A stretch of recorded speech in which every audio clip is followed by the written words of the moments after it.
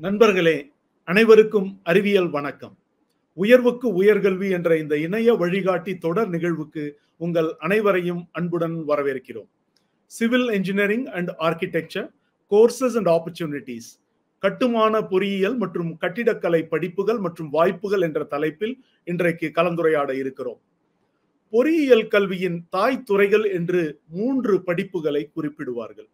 Mechanical engineering, இயந்திர பொறியியல்; electrical engineering, மின் பொறியியல்; மற்றும் சிவில் இன்ஜினியரிங், கட்டுமான பொறியியல். Mechanical, electrical and civil. வேடிக்கையாக இவற்றை ஆயில், காயில், சாயில் என குறிப்பிடுவார்கள். உற்பத்தி எந்திரங்களில் பயன்படுத்தப்படும் கூலண்ட் ஆயில் அல்லது லூப் ஆயில், குளிர்விப்பு எண்ணெய் அல்லது உராய்வை குறைக்கும் உயவு எண்ணெய், இந்த ஆயில் என்ற சொல் மெக்கானிக்கல் இன்ஜினியரிங் குறியீடாக பயன்படுத்தப்பட்டது. காயில், இது சுற்றப்பட்ட மின் கம்பியை காயில் என்பார்கள். இது எலக்ட்ரிக்கல் இன்ஜினியரிங் குறியீடு. சாயில், மண்ணை தோண்டி கட்டிடங்கள் கட்டப்படுவதால் இது சிவில் இன்ஜினியரிங் குறியீடு. அப்படிப்பட்ட தொன்மையான பொறியியல் படிப்புகளில் ஒன்று கட்டுமான பொறியியல். விவசாயிகள் மட்டும்தான் மண் சார்ந்தவர்கள் இல்லை, சிவில் இன்ஜினியர்கள் கூடத்தான் மண் சார்ந்தவர்கள். மாநகரங்களிலும் நகரங்களிலும் திரும்பிய திசையெங்கும் வீடுகள், அடுக்குமாடி குடியிருப்புகள், பல புதிய கட்டுமான பணிகள், நாளிதழ்களில் முழு பக்க அடுக்குமாடி குடியிருப்புகளின் விளம்பரங்கள், மாநிலங்களை இணைக்கும் நேர்த்தியான தேசிய சாலைகள், நகரங்களை இணைக்கும் மாநில நெடுஞ்சாலைகள், நகரங்களில் குறுக்கும் நெடுக்குமாக வளைந்து மேலேறும் மேம்பாலங்கள், நகரங்களின் சாலைகளின் மீது பறக்கும் மெட்ரோ ரயில் பாதைகள், நிலத்தடி ரயில் நிலையங்கள், விமான நிலையங்கள், ஓடு பாதைகள், துறைமுகங்கள், ரசிகர்களால் நிரம்பி வழியும் பிரம்மாண்டமான கிரிக்கெட் அரங்குகள், மக்களுக்கான நீர் ஆதாரமாக விளங்கும் அணைக்கட்டுக்கள், அனல் மின் நிலையங்கள், அணு மின் நிலையங்கள், விண்வெளி ஏவுதளங்கள், பாதுகாப்பு முக்கியத்துவம் வாய்ந்த எல்லை பகுதி கட்டுமானங்கள், மக்களை காப்பாற்றும் மருத்துவமனைகள், எழுத்தறிவிக்கும் பள்ளிக்கூடங்கள், கல்லூரிகள், பல்கலைக்கழகங்கள், தொலைபேசி கோபுரங்கள், புதிய நாடாளுமன்ற கட்டிடம் என இவை எல்லாம் சிவில் இன்ஜினியரிங் துறையால் தானே சாத்தியமானது. தேசத்தின் அன்றாட வாழ்க்கைக்கு அத்தியாவசியமான துறை சிவில் இன்ஜினியரிங் எனப்படுகிற கட்டுமான பொறியியல் துறை. வரலாற்றின் பெருமிதமான நினைவு சின்னங்கள் தஞ்சை பெரிய கோயில், தாஜ்மஹால், மாமல்லபுரத்தின் கடற்கோயில்கள், அஜந்தா எல்லோரா குகைகள், இவை வெறும் நினைவு சின்னங்கள் மட்டுமல்ல. இந்த நினைவு சின்னங்கள் பண்டைய மக்களின் வாழ்க்கை வரலாற்றை கட்டிடக்கலைகளின் மூலமாகவே நமக்கு உணர்த்துகின்றன. ஆக கட்டிடக்கலைதான் மானுடத்தின் அடையாள அட்டையாக காலம் கடந்தும் நிற்கிறது. சிவில் இன்ஜினியரிங் படிப்பை தேர்ந்தெடுக்கலாமா, படிக்கலாமா? வேலை வாய்ப்புகள் எப்படி? ஆர்கிடெக்சர் 5 ஆண்டு படிக்க வேண்டுமாமே, எடுக்கலாமா, விடுக்கலாமா? இப்படி பல கேள்விகள் மாணவ மாணவிகள் மனதில். இந்த கேள்விகளுக்கான பதில்களை இன்று நாம் கலந்துரையாடலில் பேச இருக்கிறோம். கலந்துரையாடலின் இறுதியில் கேள்வி பதில் பகுதி உண்டு. உங்களுக்கு ஏற்படுகிற கேள்விகளை, ஐயங்களை அவ்வப்போதே நீங்கள் நிகழ்ச்சியினூடாக பதிவிட்டு விடுங்கள். உங்கள் பதிவுகளை பார்த்து அதற்குரிய பதிலை நிகழ்ச்சியின் இறுதியில் வழங்குவோம். நிகழ்வில் பங்கேற்க முதலில் பதிவு செய்த பார்வையாளர்களுக்கு இந்தியா 75 போர் முனை முதல் ஏர்முனை வரை என்ற புத்தகம் பரிசளிக்கப்படும் என்று அறிவிக்கப்பட்டிருந்தது. பரிசுக்குரியவர்களின் பெயர்கள் இன்றைய நிகழ்வின் இறுதியில் அறிவிக்கப்படும். பொறுமையோடு காத்திருங்கள். துறை சார்ந்த 2 ஆளுமைகள் இன்றைய நிகழ்வில் நம்மோடு பங்கேற்கிறார்கள். முதல் அமர்வில் இணைகிறார் பேராசிரியர் எம். கல்பனா. சென்னை சவிதா பொறியியல் கல்லூரியின் சிவில் இன்ஜினியரிங் துறை தலைவராக பணிபுரியும் இவர் சுற்றுச்சூழல் பொறியியலில் தனது முனைவர் பட்ட ஆய்வின் இறுதிச் சுற்றில் இருக்கிறார். 23 ஆண்டுகளுக்கு மேலாக சிவில் இன்ஜினியரிங் துறையில் களமாடி வருகிறார். வணக்கம் பேராசிரியர் கல்பனா.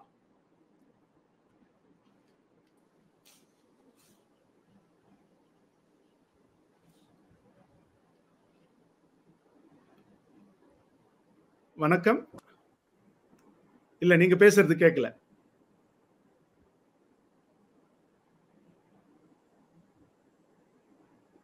மியூட்ல இருக்கீங்கன்னு நினைக்கிறேன்.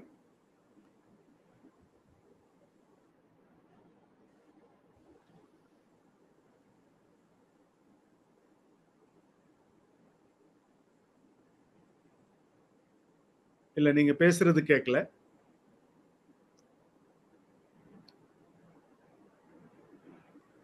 கேக்குதுங்களா சார்? கேக்குது, நல்லா கேக்குது. வணக்கம். நிகழ்வில் நீங்கள் இணைந்தமைக்கு பணிவான வணக்கம். வணக்கம். நிகழ்வில் நீங்கள் இணைந்தமைக்கு மகிழ்ச்சி. நீங்கள் ஒரு சிவில் இன்ஜினியரிங் கட்டுமான பொறியியல் பேராசிரியராக ஏறக்குறை 23 ஆண்டுகள் பணியாற்றி வருகிறீர்கள். இப்ப ஒரு மாணவனோ மாணவியோ அல்லது அவர்களின் பெற்றோரோ சிவில் இன்ஜினியரிங் துறை படிப்பை தேர்ந்தெடுக்க வேண்டும் அல்லது தேர்ந்தெடுக்கலாமா என்று முடிவெடுக்க முடியாமல் நிற்கிற சூழலில் ஒரு பேராசிரியராக, அதே வேளையில் ஆர்கிடெக்சர் துறையில் கூட நுழைய வேண்டும், அந்த துறையில் கட்டிடக்கலை தொடர்பான படிப்பை படிக்க வேண்டும் என்று முடிவெடுத்திருக்கிற அல்லது முடிவெடுக்காமல் நிற்கிற சூழலில் ஒரு பேராசிரியராக, கட்டுமானத்துறை சார்ந்த பேராசிரியராக உங்களுடைய ஆலோசனை என்ன? நல்ல கேள்வி சார். இந்த படிப்பை எடுத்து படிக்கலாமா அப்படின்ட்டு என்கிட்ட கேட்டவங்களும் இருக்கிறாங்க. எனக்கு இந்த கேள்விய எதிர்கொள்ளும் பொழுதே கொஞ்சம் ஆச்சரியமா இருக்கும். ஏன் இந்த கேள்வி இவங்களுக்கு வருது அப்படின்னு. பொதுவா இத குறிப்பிடணும் அப்படின்னாக்கா, ஒரு சாமானியனின் கனவுன்னு சொல்லலாம். பொது வெளியில, உலக வெளியில இல்லைனாலும் இந்தியாவிலேயாவது ஒரு சாமானியனின் கனவு தனக்குன்னு ஒரு கனவு இல்லம் இருக்கணும் அப்படிங்கிறது. தான் இருக்கும் காலத்துல தன் குடும்பத்துக்கு என் மனைவி, என் குழந்தைகள் நலமோடு வளமோடு வாழ ஒரு வீடு அது கட்டணுங்கிறது ஒரு சாமானியனோட கனவு. ஒவ்வொரு சாமானியனோட கனவையும் பூர்த்தி பண்ற ஒரு வேலையா தான் நான் இத பார்க்கிறேன். இந்த விஷயம்னு மட்டும் கிடையாது. நிறைய சின்ன சின்ன ஆசைகள்ல கூட இந்த கட்டட பொறியியல் கலந்திருக்குன்னு சொல்லுவேன்.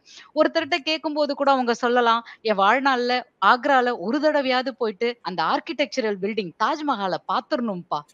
பாம்பன் பாலம் என்னவோ பெரிய பாலம் சொல்றாங்களே, இந்த பக்கம் ட்ரெயின் போகுமா, இந்த பக்கம் ரோடு போகுமா, எப்படி? இத அனைத்தையுமே மக்கள் வியந்து பார்க்கிற அத்தனை விஷயங்களுமே கட்டிட பொறியியலையும் கட்டிட கலை படிப்பையும் சார்ந்தது. இந்த துறையை எடுத்து படிக்கணுமா அப்படிங்கிற கேள்வி வேணுமா? இந்த துறை நீக்கமற நிறைந்திருக்கும் காற்று போன்றது. எல்லாருக்குமே அவசியமான ஒண்ணு. இத படிக்கணும். கட்டாயமா படிக்கணும். படிக்கலாம். ஓகே, மகிழ்ச்சி. படிக்க வேண்டுமா என்கிற கேள்விக்கே இடம் இல்லை. நிச்சயம் படிக்க வேண்டிய துறை. இதுல எந்த ஐயத்துக்கும் இடமில்லை என்று ஆணித்தரமாக முதல் பதிலே நிறுவி இருக்கிறீர்கள். இப்ப சிவில் இன்ஜினியரிங் படிக்கணும்னு உள்ள வர்றவங்க அதுல பார்ப்பாங்க, சிவில் இன்ஜினியரிங் ஒரு பிரான்ச் இருக்கு, ஸ்ட்ரக்சரல் இன்ஜினியரிங் பிரான்ச் இருக்கு, என்வாயன்மெண்டல் இன்ஜினியரிங் பிரான்ச் இருக்கு, இந்த மாதிரி நிறைய பிரிவுகள் இருக்கு, சில பிரிவுகளாவது இருக்கு. இப்போ ஆர்கிடெக்சர் மற்றும் சிவில் இன்ஜினியரிங் படிக்க வேண்டும் என்று விரும்புகிற மாணவர்களுக்கு என்னென்ன படிப்புகள் அவர்களுக்கு முன்பாக இருக்கின்றன என்பதை நீங்கள் விரிவாக பேசலாம். சார், அந்த கேள்விக்கு போறதுக்கு முன்னாடி இந்த துறையோட வளர்ச்சி எப்படி இருந்ததுங்கிறதுக்கு ஒரு சின்ன விளக்கம் மட்டும் குடுத்துட்டு அந்த கேள்விக்கு நான் பதில் சொல்லலாம்னு நினைக்கிறேன் சார். இதுக்கு நான் என்னோட ஸ்லைட்ஸோட உதவியை எடுத்துக்கிறேன். சரி, இதுல நான் என்ன குடுத்திருக்கேன், என்ன சொல்ல முயற்சி பண்றேன் அப்படின்னாக்கா, இந்த துறை என்ன மாதிரி ஒரு வளர்ச்சிய குறுகிய காலகட்டங்கள் அப்படின்னாக்கா டிகேட்ஸ் 1700ல இருந்து இந்த 2024க்குள்ள இந்த துறை என்ன மாதிரியான வளர்ச்சியை அடைஞ்சிருக்கு. ஆரம்ப காலகட்டத்துல மனுஷனோட தேவை என்னவா இருந்தது அப்படின்னாக்கா, பணம் சம்பாதிக்கணும் அப்படின்னாக்கா வேலை கிடைக்கணும். வேலையை தேடி போக ஆரம்பிச்சாங்க. அதை அர்பனைசேஷன் பீரியட்னு சொல்லலாம். ஒரு இடத்துல இருந்து இன்னொரு இடத்துக்கு இடம்பெயர்ந்து சென்று தன் குடும்ப வளத்தை பெருக்கணும் அப்படிங்கிறதுக்காக போக ஆரம்பிக்கும் போது, குடும்பத்தோட மூவ் ஆக ஆரம்பிக்கும் போது, நகரும் பொழுது அவர்களுக்கு தேவையான இல்லங்கள், அவர்களுக்கு தேவையான இருப்பிடங்களை அமைச்சு கொடுக்க ஆரம்பிச்சோம். அர்பனைசேஷன்ங்கிற பீரியட்ல அர்பன் பிளானிங்னு பண்ண ஆரம்பிச்சோம். இந்த இடத்தை அவங்க அடையறதுக்கான சாலை, வழித்தடம், அதற்கான பாலங்கள், இது அனைத்துமே உருவாக்கப்பட்ட காலம்னு சொல்லிட்டு 1760ல இருந்து 1840 சொல்லலாம் சார். அந்த இடத்துல இருந்து நாம எங்க இண்டஸ்ட்ரியல் ரெவல்யூஷனுக்கு, பொருளாதார வளர்ச்சி இது எல்லாத்தையும் நோக்கி போக ஆரம்பிச்சோம்னா, ஒரு காலகட்டத்துக்கு அப்புறம் நாம இந்த ஸ்டீல், இரும்பு அப்படிங்கறத கண்டுபிடிக்க ஆரம்பிச்சிட்டோம். அந்த இரும்பை வச்சு எப்படி கட்டிடங்கள் கட்டலாம், சிமெண்ட், கல்லு, இந்த மாதிரியான கண்டுபிடிப்புகள் எல்லாம் பண்ண ஆரம்பிச்சோம். அதை வச்சு எப்படி கட்டடம் கட்டலாம். மின்சாரமும் அந்த இடத்துல நம்ம அந்த காலகட்டம் 1870கள்ல இருந்து நமக்கு தடையில்லாம கிடைக்க ஆரம்பிச்சு. அந்த மின்சாரத்தை உபயோகப்படுத்தி எவ்வளவு சுலபமா கட்டிடங்கள் கட்டலாம் அப்படிங்கறத 1870ல இருந்து 1914 வரைக்கும். அதுக்கு அடுத்த பீரியட் பாத்தீங்கன்னா 1920 to 1960 இதோட சாதனைகளை நோக்கி நாம போக ஆரம்பிச்சிட்டோம். ஏன்னா 1957லயே சென்னை, மெட்ராஸ் அப்படின்னாலே எல்லாருக்கும் தோன்ற ஒரு விஷயம், எல்லாருக்கும் அடையாளமா இருந்த ஒரு விஷயம், இப்ப வரைக்கும் அடையாளமா இருக்குன்னு நினைக்கிறேன், எல்ஐசி பில்டிங்.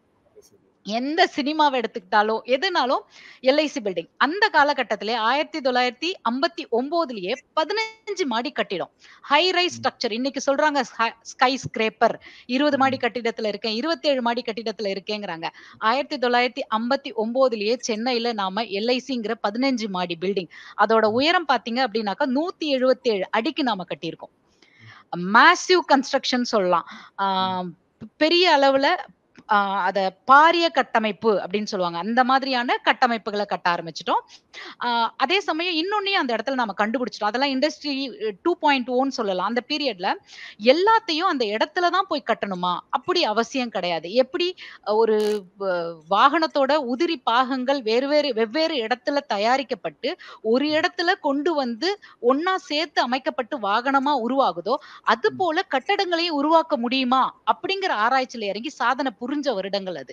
ப்ரீ ஃபேப்ரிகேட்டட் அப்படின்னு முன்கட்டிய ஒரு ஸ்ட்ரக்சரா, முன் கட்டப்பட்ட ஒரு காம்பனண்டா ஒவ்வொரு பகுதியா ஒரு கட்டிடத்தை கட்டி ஒரு இடத்துல கொண்டு வந்து இணைச்சு ஒரு முழு கட்டடமா கூட முழு இந்த ஆர்கிடெக்சரல் சம்பந்தப்பட்ட அந்த டோம்ஸ்ன்னு சொல்லுவாங்க. அதெல்லாம் கூட நாம இண்டஸ்ட்ரியிலேயே வச்சு நம்மளுக்கு தேவைப்பட்ட வடிவங்கள்ல வடிவமைச்சு எடுத்துட்டு வந்து கட்டிட இடத்துல பொறுத்துற அளவுக்கான வளர்ச்சியை நாம அடைஞ்சோம்.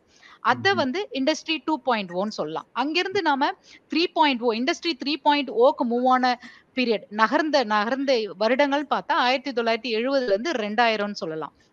அது வரைக்கும் கையில வரைஞ்சி எப்படி இருக்குங்கிற ஒரு அனுமானத்திலேயே போயிட்டு இருந்த நாம இந்த கணினி அப்படிங்கிற உன்னோட அறிமுகத்தினால கணினி மூலியமா எப்படி வரைபடங்களை வரையலாம், கம்ப்யூட்டர் எய்டட் டிராயிங், கம்ப்யூட்டரை உபயோகப்படுத்தி கணினியை உபயோகப்படுத்தி எப்படி வரைபடங்கள் வரையலாம், வரைபடங்களுக்கு நீளமும் அகலமும் மட்டும் கொடுக்காம அடர்த்தியும் கொடுத்து அதோட திக்னஸையும் அதிகப்படுத்தி எப்படி அத ஒரு 3 டைமென்ஷனல் முப்பரிமாணம் உள்ள ஒரு முழு கட்டடமா மக்களுக்கு அதை காட்டி இது இப்படித்தான் இருக்கும், நீங்க கற்பனை பண்ண வேண்டாம், உங்களோட கற்பனையோட உருவம் இதுதான் அப்படிங்கறத காட்டுறதுக்கான தொழில்நுட்பத்தை கூட 2000லேயே நாம கண்டுபிடிச்சிட்டோம். பில்டிங் இன்ஃபர்மேஷன் மாடலிங் அப்படிங்கிற ஒரு தொழில்நுட்பத்தின் மூலியமா இது எல்லாமே வந்துட்டு 2000 வரைக்கும் நம்மள ஆள ஆரம்பிச்சிச்சு. நம்ம இதன் மூலியமா வளர்ச்சி அடைய ஆரம்பிச்சோம். இப்ப காலகட்டங்கள்ல 2010ல இண்டஸ்ட்ரி 4.0ன்னு சொல்றாங்க. பட் நம்ம 5.0 நோக்கி நகர்ந்துட்டு இருக்கோம். 4.0ல அது வரைக்கும் மனிதனால செய்யப்பட்ட எல்லாமே இயந்திரங்களால செய்ய முடியுமா அப்படிங்கறத நோக்கி நாம போக ஆரம்பிச்சோம்.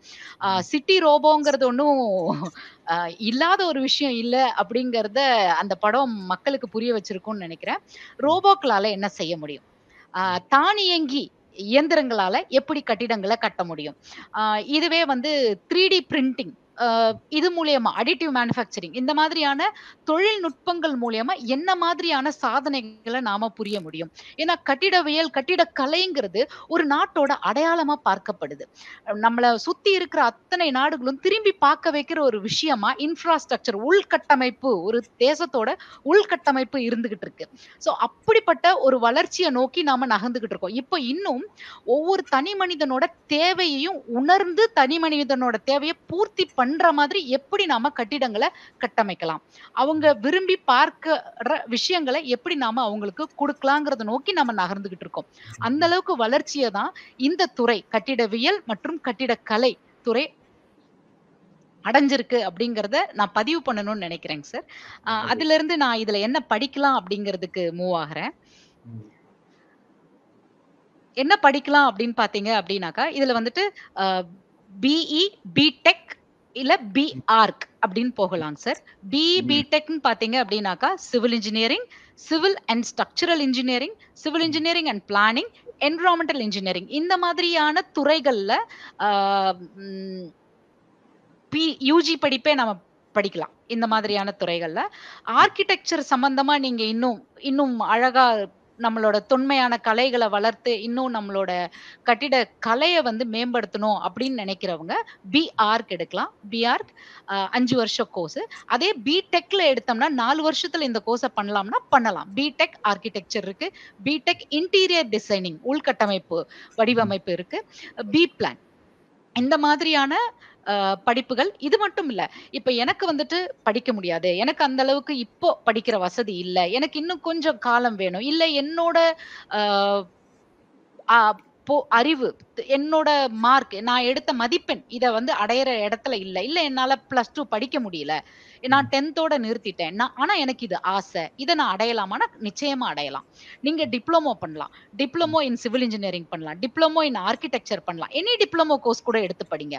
டிப்ளமோ நீங்க 10த்ல இருந்து டைரக்ட்டா போயிட்டு டிப்ளமோ படிங்க. அப்படி இல்ல 12த் முடிச்சுட்டு ஒரு டிப்ளமோ படிக்கிறனால, நீங்க இப்ப டைரக்ட் செகண்ட் இயரா நேரடியா 2வது வகுப்பு மாணவனா, 2வது வருட மாணவனா போய் சேர்ந்துட்டு, நீங்க அத முடிச்சுட்டு, இங்க இன்ஜினியரிங் துறை, பொறியியல் துறைக்கு வரும்பொழுது டைரக்ட் செகண்ட் இயர் நேரடியான 2ஆம் வகுப்பு, 2ஆம் ஆண்டு மாணவனா உள்ள வந்து சேர்ந்து நீங்க இந்த படிப்புகள படிக்கலாம். Very nice. இப்போ நீங்க ஒரு விரிவா ஒரு இது விரிவா அது விளக்கிட்டீங்க. அதுக்கு முன்னாடி நீங்க அழகா சொன்னீங்க. அது இண்டஸ்ட்ரி அந்த தொழில் புரட்சியை சார்ந்து எப்படி கட்டுமான துறையில் எந்த விதமான வளர்ச்சி அடைந்தது. உதாரணமா எல்ஐசி பில்டிங்கே சொல்லவே எல்லாருக்கும் புரிஞ்சிருக்கும் ரொம்ப நல்லா. ஆக இண்டஸ்ட்ரி 4.0 என்கிற ஆட்டோமேஷனை விட்டு இப்ப நம்ம இண்டஸ்ட்ரி 5.0 என்கிற கோபோட்ஸ் என்கிற கொலாபரேட்டிவ் ரோபோட்ஸ், மனிதர்களோடு ஒன்றிணைந்து இயங்கக்கூடிய எந்திர பாகங்களை நோக்கி நாம் இப்போது நகர்ந்து கொண்டிருக்கிறோம். அழகா நீங்க சொன்னீங்க. பிஇல இந்த மாதிரி civil engineering, environmental engineering, planning போன்ற பல பிரிவுகள் இருக்கு. ஆர்கிடெக்சர் பிரிவுகள் இருக்கு.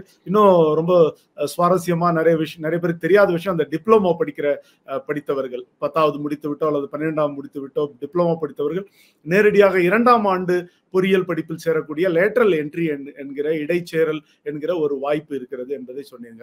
இப்போ வந்து இப்போ இந்த படிப்புகளை படிக்கிறவங்க எப்படி காலேஜஸை எப்படி செலக்ட் பண்றது, எந்த கல்வி நிறுவனங்களை அவர்கள் எப்படி தேர்ந்தெடுப்பது, என்னென்ன கல்வி நிறுவனங்களில் இந்த படிப்புகள் வழங்கப்படுகின்றன?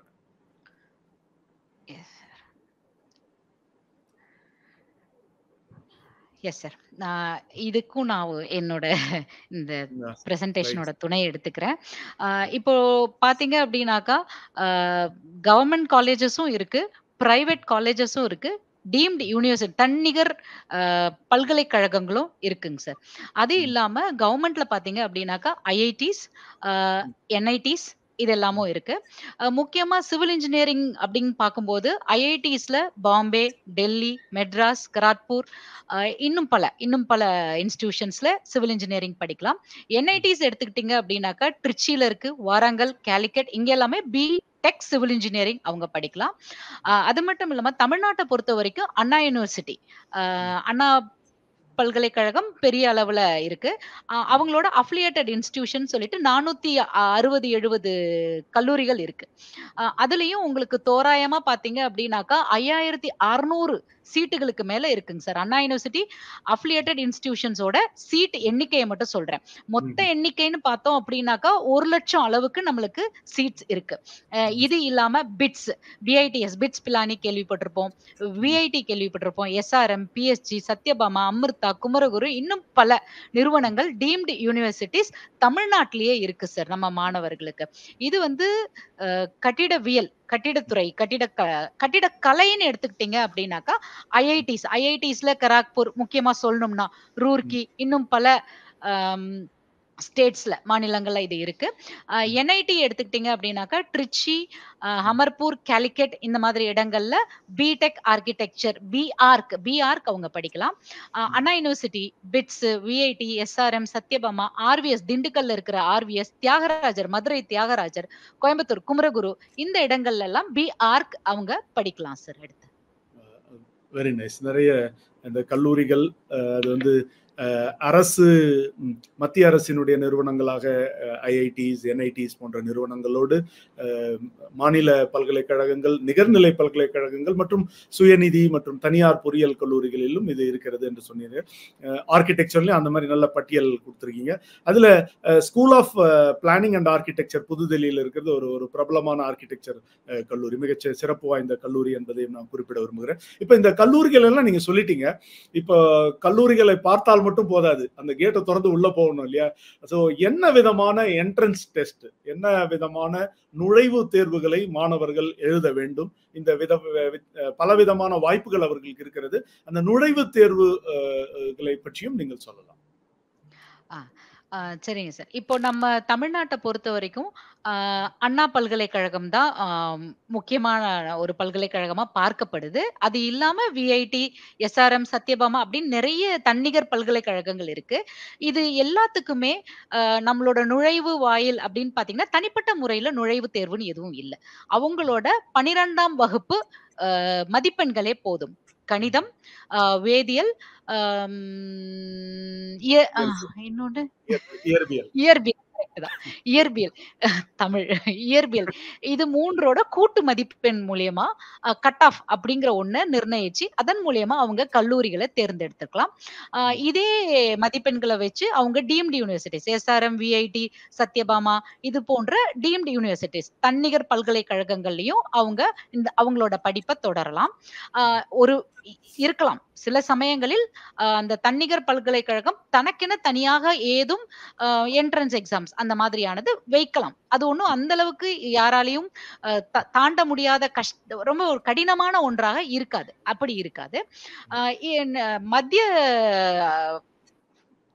சென்ட்ரல் கவர்ன்மெண்ட் அந்த மாதிரியான கல்லூரிகள் அப்படின்னு நீங்க பார்க்கணும் அப்படிங்கன்னா, அதுக்கு தனிப்பட்ட முறையில நுழைவுத் தேர்வுன்னு ஒண்ணு இருக்கு. அத வந்து ஜேஇஇ மெயின்ஸ்ன்னு சொல்லுவாங்க. ஜேஇஇ மெயின்ஸ் நீங்க கிளியர் பண்றீங்க. நீங்க எழுதி அதுல குறிப்பிட்ட அளவு பெர்சன்டைல் மார்க் எடுக்கிறீங்க அப்படின்னாக்கா, நீங்க என்ஐடி நேஷனல் இன்ஸ்டிடியூட் ஆஃப் டெக்னாலஜில உங்களுக்கான படிப்ப தொடரலாம். ஆர்க்கிடெக்சர்ல எனக்கு இதுல உள்ள போகணும் அப்படின்னும்போது, நாட்டா அப்படிங்கிற ஒரு எக்ஸாம் நீங்க எழுதினீங்க அப்படின்னாக்கா, இதே ஜேடபிள்யூ மெயின்ஸ் எழுதினாலும் நீங்க ஆர்க்கிடெக்சர் படிப்பு, கட்டிடக்கலை படிப்பு நீங்க படிக்கலாம். ஐஐடில தான் எனக்கு படிக்கணும் அப்படின்னாக்கா, இந்த ஜேடபிள்யூ மெயின்ஸ் நீங்க கிளியர் பண்ணணும். இது கிளியர் பண்ணா மட்டும் இதுல நீங்க குறிப்பிட்ட பெர்சன்டைல் எடுத்தா மட்டும் பத்தாது. அதோட ஜேடபிள்யூ அட்வான்ஸ்ட் அப்படிங்கிற ஸ்டேஜையும் நீங்க கிராஸ் பண்ணீங்க. அதையும் நீங்க கடந்தீங்க. அதுலயும் நீங்க குறிப்பிட்ட அளவான பெர்சன்டைல் அப்படின்னு சொல்ற அந்த மதிப்பெண் எடுத்தீங்க அப்படின்னாக்கா, ஐஐடி நிறைய மாநிலங்கள்ல இருக்கிற ஐஐடில நீங்க உங்க படிப்ப தொடரலாம். தமிழ்நாட்ட பொறுத்தவரைக்கும் எந்த விதமான நுழைவுத் தேர்வும் இல்லைங்க. அண்ணா பல்கலைக்கழகத்தோட அஃபிலியேட்டட் காலேஜஸ் கல்லூரிகள்ல படிக்கிறதுக்கு. ஓகே. மிக மிகச் சிறப்பாக அதை நீங்கள் தமிழில் விவரித்தீர்கள். அது அந்த படமும் நல்லா இருந்தது. அந்த கழுவுற மீன்ல நழுவுற மீன் மாதிரி மீன் பறந்து இன்னொரு தொட்டிக்கு போகுது. ஒவ்வொரு ஆக ஒவ்வொரு தடத்தையும் கடக்கணும் அப்படின்னு. கடக்க வேண்டும். பல படிநிலைகள் என்று சொன்னீங்க. அதுல பாத்தீங்கன்னா நாட்டான்னு சொல்லியிருந்தீங்க. நேஷனல் ஆப்டிடியூட் டெஸ்ட் இன் ஆர்க்கிடெக்சர் என்ற அந்த தேர்வு இருக்கிறது. பிறகு அவங்க வந்து ஜேஇஇ மெயின்ஸ்ல வந்து பேப்பர் 2 எழுத வேண்டும். பேப்பர் 2 எழுதணும் ஆர்க்கிடெக்சர் போறவங்க. மத்தவங்க மெயின்ஸ் பேப்பர் 1 பொது தேர்வு பேப்பர் 1 எழுதுவாங்க. இது வித்தியாசம். பிறகு இப்போ வந்து இப்போ சிவில் இன்ஜினியரிங் இல்லைன்னா ஆர்க்கிடெக்சர் படிக்கணும்னா ஒன்று வந்து 4 ஆண்டு படிப்பு, இன்னொன்று 5 ஆண்டுகள் படிப்பு. இப்ப இதற்கான கல்லூரி கட்டணம், கல்வி கட்டணம் ஒரு ஆண்டுக்கு எவ்வளவு இருக்கும்? ஒரு மத்திய கல்வி நிலையங்களிலோ அல்லது அரசு பல்கலைக்கழகங்களிலோ அல்லது சுயநிதி பொறியியல் கல்லூரி அல்லது நிகர்நிலை பல்கலைக்கழகம், இப்படி நீங்க பிரிச்சு எவ்வளவு தோராயமாக ஆண்டு கல்வி கட்டணம் எவ்வளவு இருக்கும்? இந்த தகவலை நீங்க பகிர்ந்து கொள்ளலாம். சரி. தோராயமா பார்க்கலாம் அப்படின்னாக்கா, நம்ம தமிழ்நாட்டு அரசு கல்லூரிகள் பார்த்தீங்க அப்படின்னாக்கா, ஒரு வருஷத்துக்கு நான் இது ஒரு தோராயமா குறிப்பிடுறேங்க. ஒரு வருஷத்துக்கு தமிழ்நாட்டோட அரசு கல்லூரிகள்ல 20,000ல இருந்து உங்களுக்கு செலவு தொகை இருக்கலாம். இது இது இல்லாமல் நீங்கள் தங்குவதற்கோ மற்ற செலவுகளை நீங்கள் சமாளித்துக் கொள்ள வேண்டும். ஆம், ஆம், அண்ணா யூனிவர்சிட்டியோட அஃபிலியேட்டட் இன்ஸ்டிடியூஷன்ஸ் அப்படின்னு சொல்ற கல்லூரிகள்ல படிக்கணும் அப்படின்னாக்கா 60,000த்துல இருந்து நம்மளுக்கு ஃபீஸ் இருக்கலாம். மத்திய கல்லூரிகள் அப்படின்னு எடுத்துக்கிட்டீங்க அப்படின்னாக்கா ஐஐடி, என்ஐடி அப்படின்னு வரும்போது 1,50,000 லட்சத்துல இருந்து 2 லட்சம் வரைக்கும் கூட ஒரு வருஷத்துக்கான கட்டணமா நான் இதை குறிப்பிடுறேன். தன்னிகர் பல்கலைக்கழகங்கள் எடுக்கும் பொழுது இதை விட கொஞ்சம் அதிகமா 2 லட்சத்துல இருந்து அதோட ஒரு வருட தமிழ் கல்வி கட்டணம் இருக்கலாம். இது தோராயமான ஒரு தொகைதான். இதுல மாற்றங்கள் இருப்பதற்கு வாய்ப்பு இருக்கு. நிறைய உண்டு. இதுதான் மாணவர்களுக்கான கேள்வியோ இல்லையோ, பெற்றோர்களுக்கான முக்கியமான பதில் இதுதான். முடியுமா நம்ம பையனை படிக்க? இதுல நான் குறிப்பிடுறது கல்வி கட்டணம் மட்டுமே. ஆமா. இது இல்லாம இருக்கலாம். இதர செலவினங்கள் இருக்கலாம். அது கல்லூரியை சார்ந்தது. அந்தந்த தனித்தனி நிறுவனத்தோடு நீங்கள் தொடர்பு கொண்டு அதற்கான தகவல்களை பெற்றுக்கொள்ளலாம். மிகச்சிறப்பு. கல்வி கட்டணத்தை பற்றியும் சொல்லியிருக்கிறீங்க. இப்போ வந்து சில பேர் வந்து இப்போ ஒரு துறையில் அவங்க நுழையணும்னா அவங்களுக்கு தமிழ்ல பழமொழி சொல்லுவாங்க இல்லையா, விளையும் பயிர் முளையிலேயே தெரியும்னு. அவங்களுக்கு சில தகுதிகள் இல்ல சில திறமைகள் சில இந்த துறை சார்ந்த சில பண்பு நலன்கள் சில பேருக்கு இருக்கணும்னு எதிர்பார்ப்பாங்க. நல்லா வரைகிறவங்க பேச்சுலர் ஆஃப் டிசைன் மாதிரி போகலாம், மாஸ்டர் ஆஃப் டிசைனுக்கு போகலாம், பேச்சுலர் ஆஃப் ஃபைன் ஆர்ட்ஸ் போகலாம், இந்த மாதிரி இருக்கு. ஸோ சிவில் இன்ஜினியரிங் இல்ல ஆர்கிடெக்சர் துறையில நுழையிறவர்களுக்கு என்ன பண்பு நலன் அல்ல திறன்கள் வேண்டும் என்று ஒரு பேராசிரியராக நீங்கள் எதிர்பார்க்கிறீர்கள்?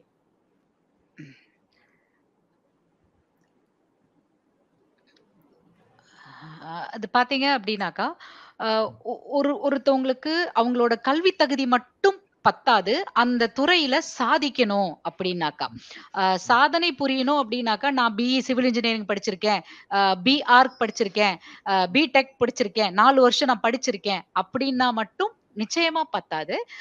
அது வந்து அவங்களோட கல்வித்திறன் மட்டுமே. இது இல்லாம கூடுதலா அவங்க தொழில்நுட்பத்திறனை வளர்த்துக்கணும். டெக்னிக்கல் ஸ்கில்ஸ் அப்படின்னு சொல்லுவாங்க. அந்த தொழில்நுட்பத்திறன் அப்படின்னு பாத்தீங்க அப்படின்னாக்கா, இப்ப இருக்கிற காலகட்டம் இண்டஸ்ட்ரி 5.0 அந்த வளர்ச்சியை நோக்கி நாம போயிட்டு இருக்கும்போது நிச்சயமா அது அனைத்துமே கணிதம் சார்ந்ததா மட்டுமே இருக்கு. கணிதம் சார்ந்தது அப்படின்னாக்கா அதெல்லாம் வேரியஸ் டூல்ஸ்ன்னு சொல்லலாம். ஆட்டோகேட் அப்படிம்பாங்க.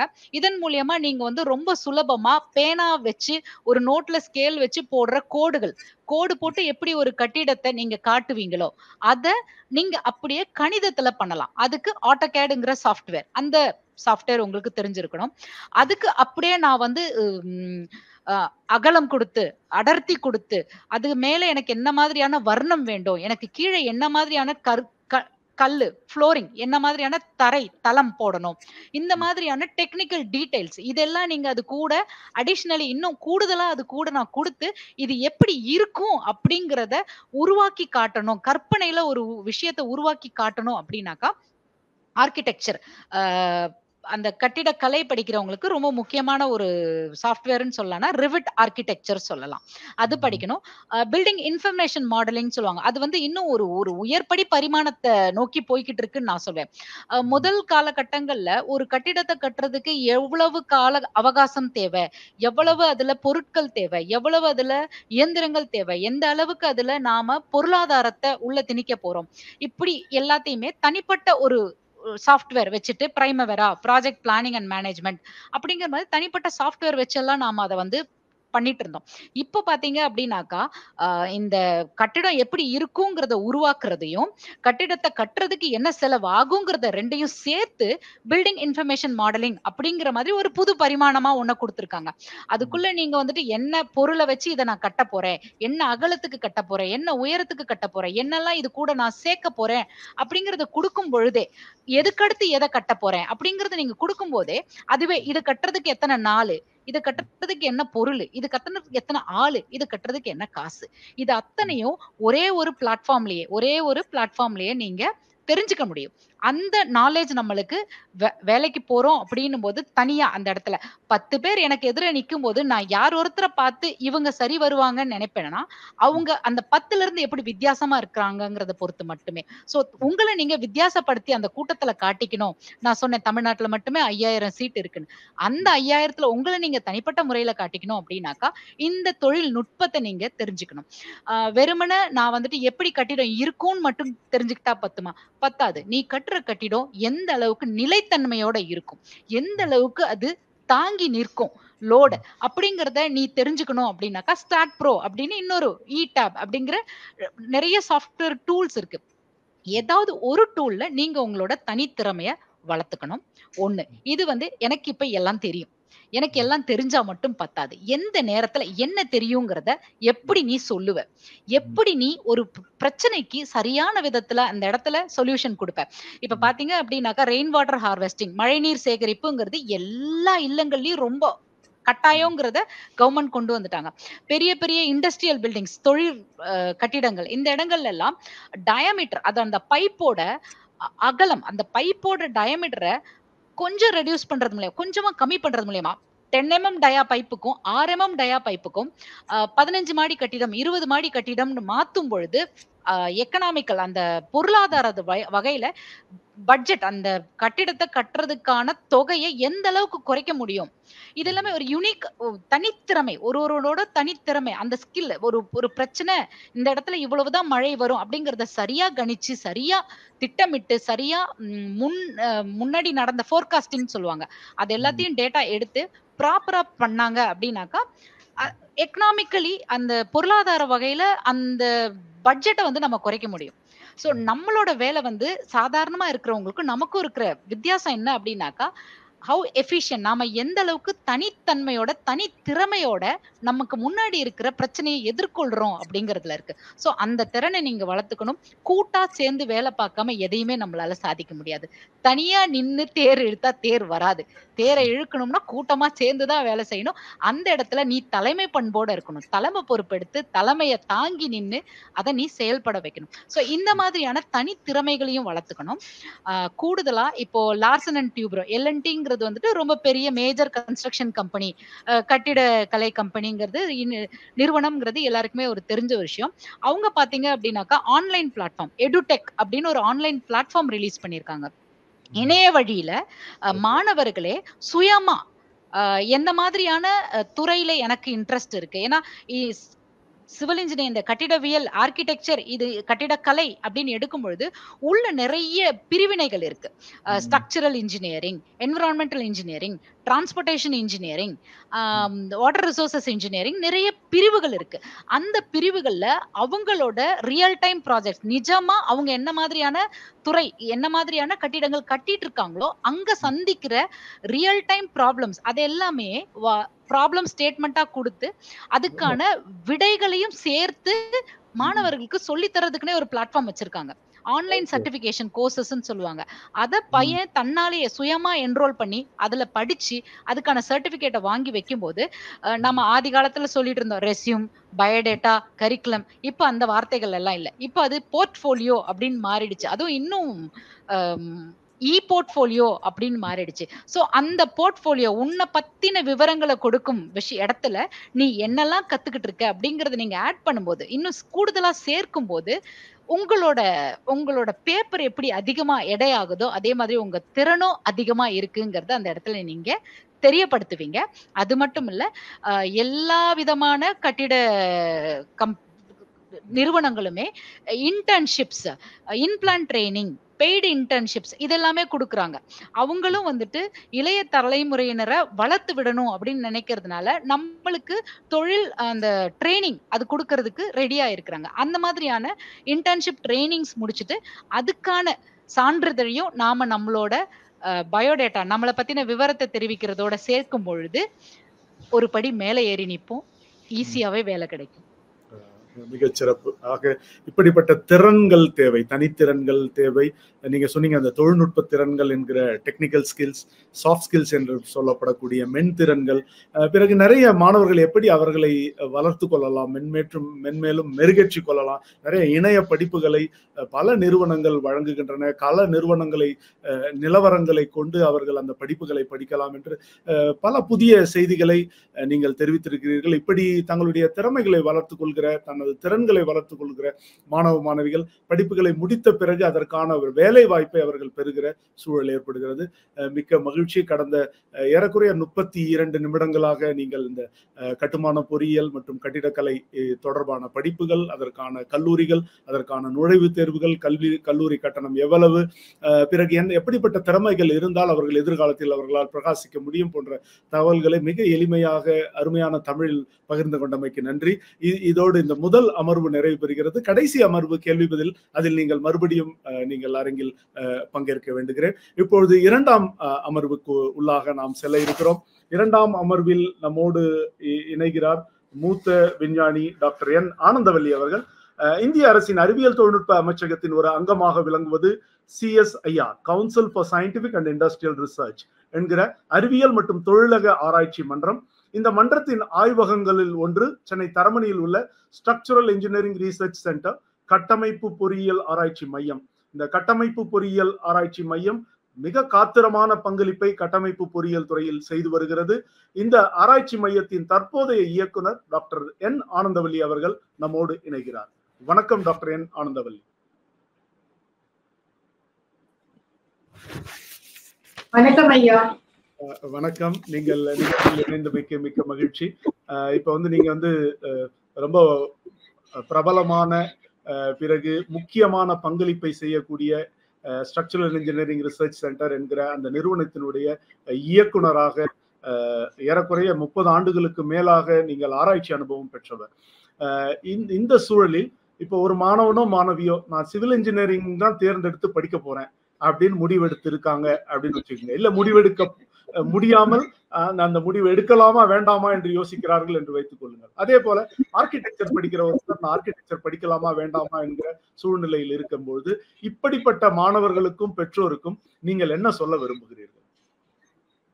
ஏற்கனவே எனக்கு முன்னாடி பேசினவங்க அதை இன்னும் எளிமையாக்கிட்டாங்க. எனக்கு டாக்டர் கல்பனா அவங்க நிறைய விஷயங்கள் சொல்லிட்டாங்க. சிவில் எடுக்கணும்னா நம்ம சிவில் நம்ம வாழ்க்கையோட தொடர்பு உள்ளது. கட்டிடம்ங்கிறது நம்மளுக்கு பேசிக் நெசசிட்டி பாத்தீங்கன்னா, ஒருத்தருக்கு உண்ண உணவு, உடுக்க உடை, இருக்க இருப்பிடம். இருப்பிடம்ங்கிறது நினைக்கும் போதே நம்மளுக்கு சிவில் இன்ஜினியர்ஸ் நம்ம மனசுல வரணும். ஆனா என்ன ஆகுதுன்னா, நிறைய பேர் என்ன நினைச்சுக்கிறாங்க, சிவில் இன்ஜினியரிங்னா ஒரு மேசன் கட்டடம் கட்டும் போது எதுக்கு ஒரு சிவில் இன்ஜினியரிங், அது 10வது சிவில் இன்ஜினியரிங் சார்ந்து எதுக்கு ஒரு ஆராய்ச்சி மையம். இது ஒரு ஆராய்ச்சி மையம் சிவில் இன்ஜினியரிங் சார்ந்து இல்ல, 3 ஆராய்ச்சி மையங்கள் இருக்கு எங்களோட CSIRTலயே. அப்படின்னா உங்களுக்கு சிவில் இன்ஜினியரோட மதிப்பு இதுல இருந்தே தெரியணும். இப்ப நம்ம ஃபர்ஸ்ட் ஷெல்டர், நம்ம ஒரு இருப்பிடம் வேணுங்கிறது நம்மளுக்கு பாதுகாப்பான இருப்பிடமா வேணும். எப்ப ஒரு சிவில் இன்ஜினியரை தேடுவாங்கன்னா, ஒரு பூகம்பம் ஏற்பட்டு அழிவுகள், இந்த கட்டிடங்கள்லாம் இடிஞ்சு விழும் போது அடுத்த வாட்டி நம்ம கட்டும் போது ஜாகிரதையா கட்டணும் நினைக்கும் போதுதான் நம்ம சிவில் இன்ஜினியர்ஸ் மாதிரி இருக்கு. ஏன்னா இது ஸ்டார்டிங்ல இருந்து நம்மளோட எல்லா கட்டிடங்களை தொழில்நுட்பம் அதெல்லாம் சார்ந்து நம்ம பண்ணிட்டு போனோம்னா இது தேவைப்பட்ட அந்த மாதிரி சூழ்நிலையில மட்டும் தேவைப்பட்டாது, எப்பவுமே நம்ம சிவில் இன்ஜினியர்ஸ் தேவைப்பட்டிருப்பாங்க. அடுத்தது ஒரு இடத்துல இருந்து இன்னொரு இடத்துக்கு போவீங்களா, நீங்க பாத்தீங்கன்னா ரோடு வேணும், நம்மளுக்கு சாலை வசதிகள் வேணும். அதுவும் இன்னைக்கு இருக்கிற நம்மளோட கனரக வாகனங்கள் போகணும்னா அதுக்கு தகுந்தமான சாலை வசதிகள் வேணும். அது போக பாலங்கள் வேணும். ஒரு ஆறை கடக்கணும்னா பாலங்கள் வேணும், மேம்பாலங்கள் வேணும். இன்னைக்கு நம்ம டிராபிக் கன்ஜெஷன் இருக்கும்போது நம்ம மேம்பாலங்கள், சிட்டிக்குள்ளேயே நிறைய மேம்பாலங்கள் இருக்கிற மாதிரி நம்ம பாக்குறோம். அப்புறம் ரயில்வே, எல்லாருக்கும் தெரியும் அது உலகத்திலே பெரிய ரயில்வே இந்தியன் ரயில்வேஸ். அவ்வளவு எம்ப்ளாயிஸ் இருக்காங்க. ரயில்வே நம்மளுக்கு டெய்லி எத்தனையோ பேர் டிராவல் பண்ணிட்டாங்க, லட்சக்கணக்கான கோடிக்கணக்கான பேர் டிராவல் பண்ணிட்டாங்க. அது போக வாட்டர்வேஸ், இது எல்லாமே தேவை. இதெல்லாம் ஜென்ரலா உள்ள சிவில் இன்ஜினியர்ஸ். அடுத்த லெவல் நான் என்ன சொல்றேன்னா, சிவில் இன்ஜினியர் கட்டடம் கட்டினதோட மராமத்துன்னு அந்த காலத்துல சொல்லுவாங்க. மராமத்து வேலையில ஒரு பீரியாடிக்கு தான் இதை ரிப்பேர் பண்ணணும், ரெட்ரோஃபிட் பண்ணணும், மானிட்டர் பண்ணணும். அப்படிங்கறதெல்லாம் இப்போ டெக்னாலஜியா புதுசா நம்ம அதை எப்படி ஐடென்டிஃபை பண்றது, அந்த மாதிரி டெக்னாலஜிஸ் எல்லாம் இருக்கு. அதுக்கப்புறம் இப்போ பூகம்பம்னால ஏற்படுறது, இல்லைன்னா சைக்ளோன்னால ஏற்படுற கட்டிடத்துக்கான இது. அப்புறம் மேன்மேடு, இப்போ எடுத்துட்டீங்கன்னா இப்போ பிளாஸ்ட் இருக்குது, இம்பாக்ட் இருக்கு. இந்த மாதிரி இருக்கும்போது எப்படி இந்த கட்டிடங்களை அந்த ஸ்திரத்தன்மையோட நிர்ணயிக்க முடியும், அந்த இதையும் நம்ம இப்ப பார்க்கும்போது அந்த மாதிரி நம்ம இது பண்ணிக்கலாம்.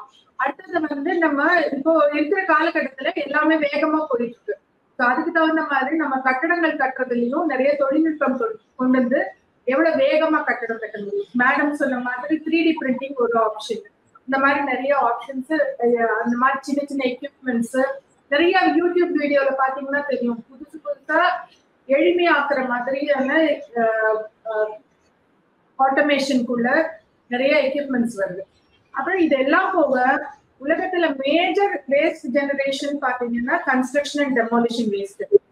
வீடை கட்டி அதை இடிச்சதுக்கு அப்புறம் அந்த இதை என்ன பண்றோம், நம்ம ஒரு லாரி வச்சு எங்கேயாவது கொண்டு போய் கார்பரேஷன்ல கொண்டு போய் வச்சுக்கணும். அப்போ அதை எப்படி நம்ம ரீயூஸ் பண்ண முடியும், ஏன்னா நம்ம வந்து அள்ள குறையாதது இயற்கை செல்வம் இல்ல. நம்ம வந்து எவ்வளவுதான் சொல்லிட்டே இருந்தாலும் அந்த பூமி தாய் வந்து நம்மளை பாதுகாத்துட்டே இருக்கிறா. ஆனா நம்ம அதுக்கு அளவுக்கு மீது சுரண்டிடுறோம். அந்த மாதிரி இருக்கும் போது இந்த மாதிரி கட்டிடக்கலைக்கு தேவையான நிறைய விஷயங்கள் வந்து நம்ம ரீயூஸ் பண்ணிக்கிறோம். இதெல்லாம் நிறைய விஷயங்கள் சிவில் இன்ஜினியரிங்ல இருக்கு. நம்ம பேசிக்கா கட்டடம் கட்டுறதுல இருந்து நிறைய விஷயங்கள் இதுல போகலாம். எனர்ஜி, என்விரான்மெண்ட், மெட்டீரியல் டெக்னாலஜி, நிறைய நியூ மெட்டீரியல், சஸ்டைனபிள் மெட்டீரியல்ஸ் வேணும். சென்சார்ஸ் டெவலப் பண்றது, இந்த ஆட்டோமேஷன், ரோபோட்டிக்ஸ், இது எல்லாமே சிவில் இன்ஜினியரிங் கீழே நம்ம பார்க்கலாம். அடுத்தது நீங்க பாத்தீங்கன்னா இந்த மாதிரி நீங்க வந்து இந்த ஆர்வம், சின்ன பிள்ளைங்களுக்கு நிறைய ஆர்வம் இருக்கும். இந்த ஆர்வத்தை வந்து நம்ம தூண்டி விடுறதுனால நம்ம வந்து சிவில் இன்ஜினியரிங் எடுக்கும் போது நம்ம ஒரு சாஃப்ட்வேர் இன்ஜினியரிங் இருக்கா, ஒரு இதுக்குள்ள ஆபீஸ்க்குள்ள இருந்து ஒர்க் பண்ணலாம். சிவில் இன்ஜினியர்னா சைட்ல போய் ஒர்க் பண்ணணும். அதுல வந்து நிறைய இடர்பாடுகள் இருக்கும். அந்த மாதிரி பெண்களால முடியாது, இதெல்லாம் நினைப்பாங்க. அப்படிலாம் கிடையாது. இப்ப எங்க நிறுவனத்திலேயே 25% பெண்கள் தான் இருக்கிறாங்க சயின்டிஸ்ட்ல. அந்த 25%ல எல்லாருமே ஃபீல்ட் ஒர்க்குக்கு போறவங்க இருக்கிறாங்க. அதனால இதெல்லாம் கடினமானது இல்லை, எளிமையா நம்ம அடாப்ட் பண்ணிக்க முடியும். எல்லா துறையிலையும் வந்து அதுக்கு உண்டான சேலஞ்சஸ் இருக்கும், அதை ஓவர் கம் பண்ற ஆப்ஷன்ஸ் இருக்கும். ஸோ கட்டாயமா சிவில் இன்ஜினியரிங் எடுக்க முடியும். ஏன்னா நீங்க இந்த உலகம் இருக்கிற வரைக்கும் நம்மளுக்கு கட்டமைப்பு தேவைன்றப்ப சிவில் இன்ஜினியருக்கு வேலை வாய்ப்பு இருந்துகிட்டே தான் இருக்கும். நம்ம அந்த வேலை வாய்ப்பை தேடி நோக்கி போகணும். மிகச்சிறப்பு. உலகம் இருக்கும் வரை சிவில் இன்ஜினியரிங் துறைக்கான வேலை வாய்ப்பு இருக்கிறது, வேலை வாய்ப்புகள் இருக்கின்றன, நாம் அதை தேடி செல்ல வேண்டும் என்ற ஒரு முத்தாய்ப்பு நீங்கள் அதை முடித்திருக்கீங்க. இப்ப வந்து சிவில் இன்ஜினியரிங் துறையில பல உப பிரிவுகள் இருக்கு. நம்ம முன்னாடி பேசின பேராசிரியர் சொன்ன மாதிரி ஸ்ட்ரக்சரல் இன்ஜினியரிங் தொடங்கி அதுக்கு உள்ளேயே பாத்தீங்கன்னா ரொம்ப கடலுக்குள்ள நடக்கிற கட்டுமானங்களாக இருக்கட்டும், பிறகு பூகம்பம் வந்தாலும் பாதிக்காத ஒரு கட்டிடத்தை எப்படி கட்டுவது, அப்படிப்பட்ட பல விஷயங்கள் இருக்கு. நீங்க இந்த மாதிரி விஷயங்களை எல்லாம் மாணவர்களுக்கு புரியுற மாதிரி விவரிச்சு அந்த துறைகளில் என்ன வேலை வாய்ப்பு இருக்கிறது என்பதையும் நீங்கள் பேசலாம். இன்னைக்கு நம்மளோட சிவில் இன்ஜினியர்னா பேசிக்கா டிசைன், கன்ஸ்ட்ரக்ஷன், பப்ளிக் ஒர்க்ஸ், நிறைய பப்ளிக் ஒர்க் வந்து பண்றது வந்து சிவில் இன்ஜினியர்ஸ் தான் இருக்கும். பிரிட்ஜ் கட்டுறதா இருக்கட்டும், டேம், ரோடு, பெரிய ஃபெசிலிட்டிஸ். மேடம் ஏற்கனவே நிறைய விஷயம் கவர் பண்ணிட்டாங்க. ஸோ ஆர்கிடெக்சர் வந்து இதை எப்படி டிசைன் பண்றது, ஒரு வீடு வந்து இவ்வளவு ஒரு ஹால்னா இவ்வளவு சதுர அடியில இருக்கணும், இந்த இடத்துல வந்து ஒரு ஜன்னல் வச்சா நல்லா இருக்கும், இல்ல காற்று வசதி நல்லா இருக்கும், அப்படிங்கறதெல்லாம் சொல்றது வந்து ஆர்கிடெக்சர் ஒரு வேலை. அது வந்து அவங்க ஒரு கான்செப்டா சொல்றத நிஜமாக்கி காட்டுறதுதான் சிவில் இன்ஜினியரோட வேலை. ஸோ இப்போ வந்து பாத்தீங்கன்னா ஸ்ட்ரக்சர்ஸ், நீங்க ஃபர்ஸ்ட் நிறைய பிரிவுகள் இருக்கு இதுக்கு கீழே. ஸ்ட்ரக்சர்ஸ் மேஜர் பிரிவு. ஏன்னா கட்டமைப்பு எல்லாருக்குமே தெரிஞ்சுக்கும், பிரிட்ஜ், டவரு, டேம் எல்லாமே. ஸோ இந்த மாதிரி ஸ்ட்ரக்சர்ங்கிறது என்னன்னா ஒரு இதை எதிர்கொள்றது, லோட வந்து எதிர்கொள்ற தன்மை வந்து இந்த ஸ்ட்ரக்சர்ஸ் இருக்கணும். அது வேரியஸ் டைப்ஸ் ஆஃப் ஸ்ட்ரக்சர்ஸ் இருக்குது. இதுல பாக்குற மாதிரி, இந்த ஸ்லைட்ல பாக்குற மாதிரி பிரிட்ஜுக்கு அது வண்டிகளோட லோட வந்து அது தாக்கணும், சுமையை வந்து அது எதிர்கொள்ள வேண்டும். அதே மாதிரி அது போக காற்றோட அழுத்தம், பூகம்பம் நடக்கும் போது அதுக்குண்டான திசைகள் என்ன வருமோ அதையும் வந்து இந்த கட்டடம் தாங்கணும். அதுக்கப்புறம் பாத்தீங்கன்னா டவர்ஸ் இருக்குது. டவர் வந்து இப்ப டிரான்ஸ்மிஷன் லைன் டவர்ல பவர் நீங்க கொண்டு போறீங்க. இங்கேயும் சிவில் இன்ஜினியர் வராரு. நீங்க வந்து எலக்ட்ரிக்கல் இன்ஜினியர்னாலும் சிவில் இன்ஜினியரிங் இந்த கட்டமைப்பு இல்லைன்னா இந்த இதை கொண்டு போக முடியாது. இதுல வந்து நிறைய இப்போ வந்து இதுல இந்த இதுக்கு வந்து டிரான்ஸ்மிஷன் லைன் டவருக்குன்னே எங்களுக்கு ஒரு ஆய்வகம் இருக்கு. எங்களோட ஆய்வகத்துல ஒரு அமைப்பு இருக்குது. அங்க வந்து நீங்க 80 அடி உயரம் டவர் வந்து லைவா டெஸ்ட் பண்ண முடியும். அது வேரியஸ் லோட்ஸ் அதுக்கு உண்டான டெஸ்டிங்லாம் இருக்கு.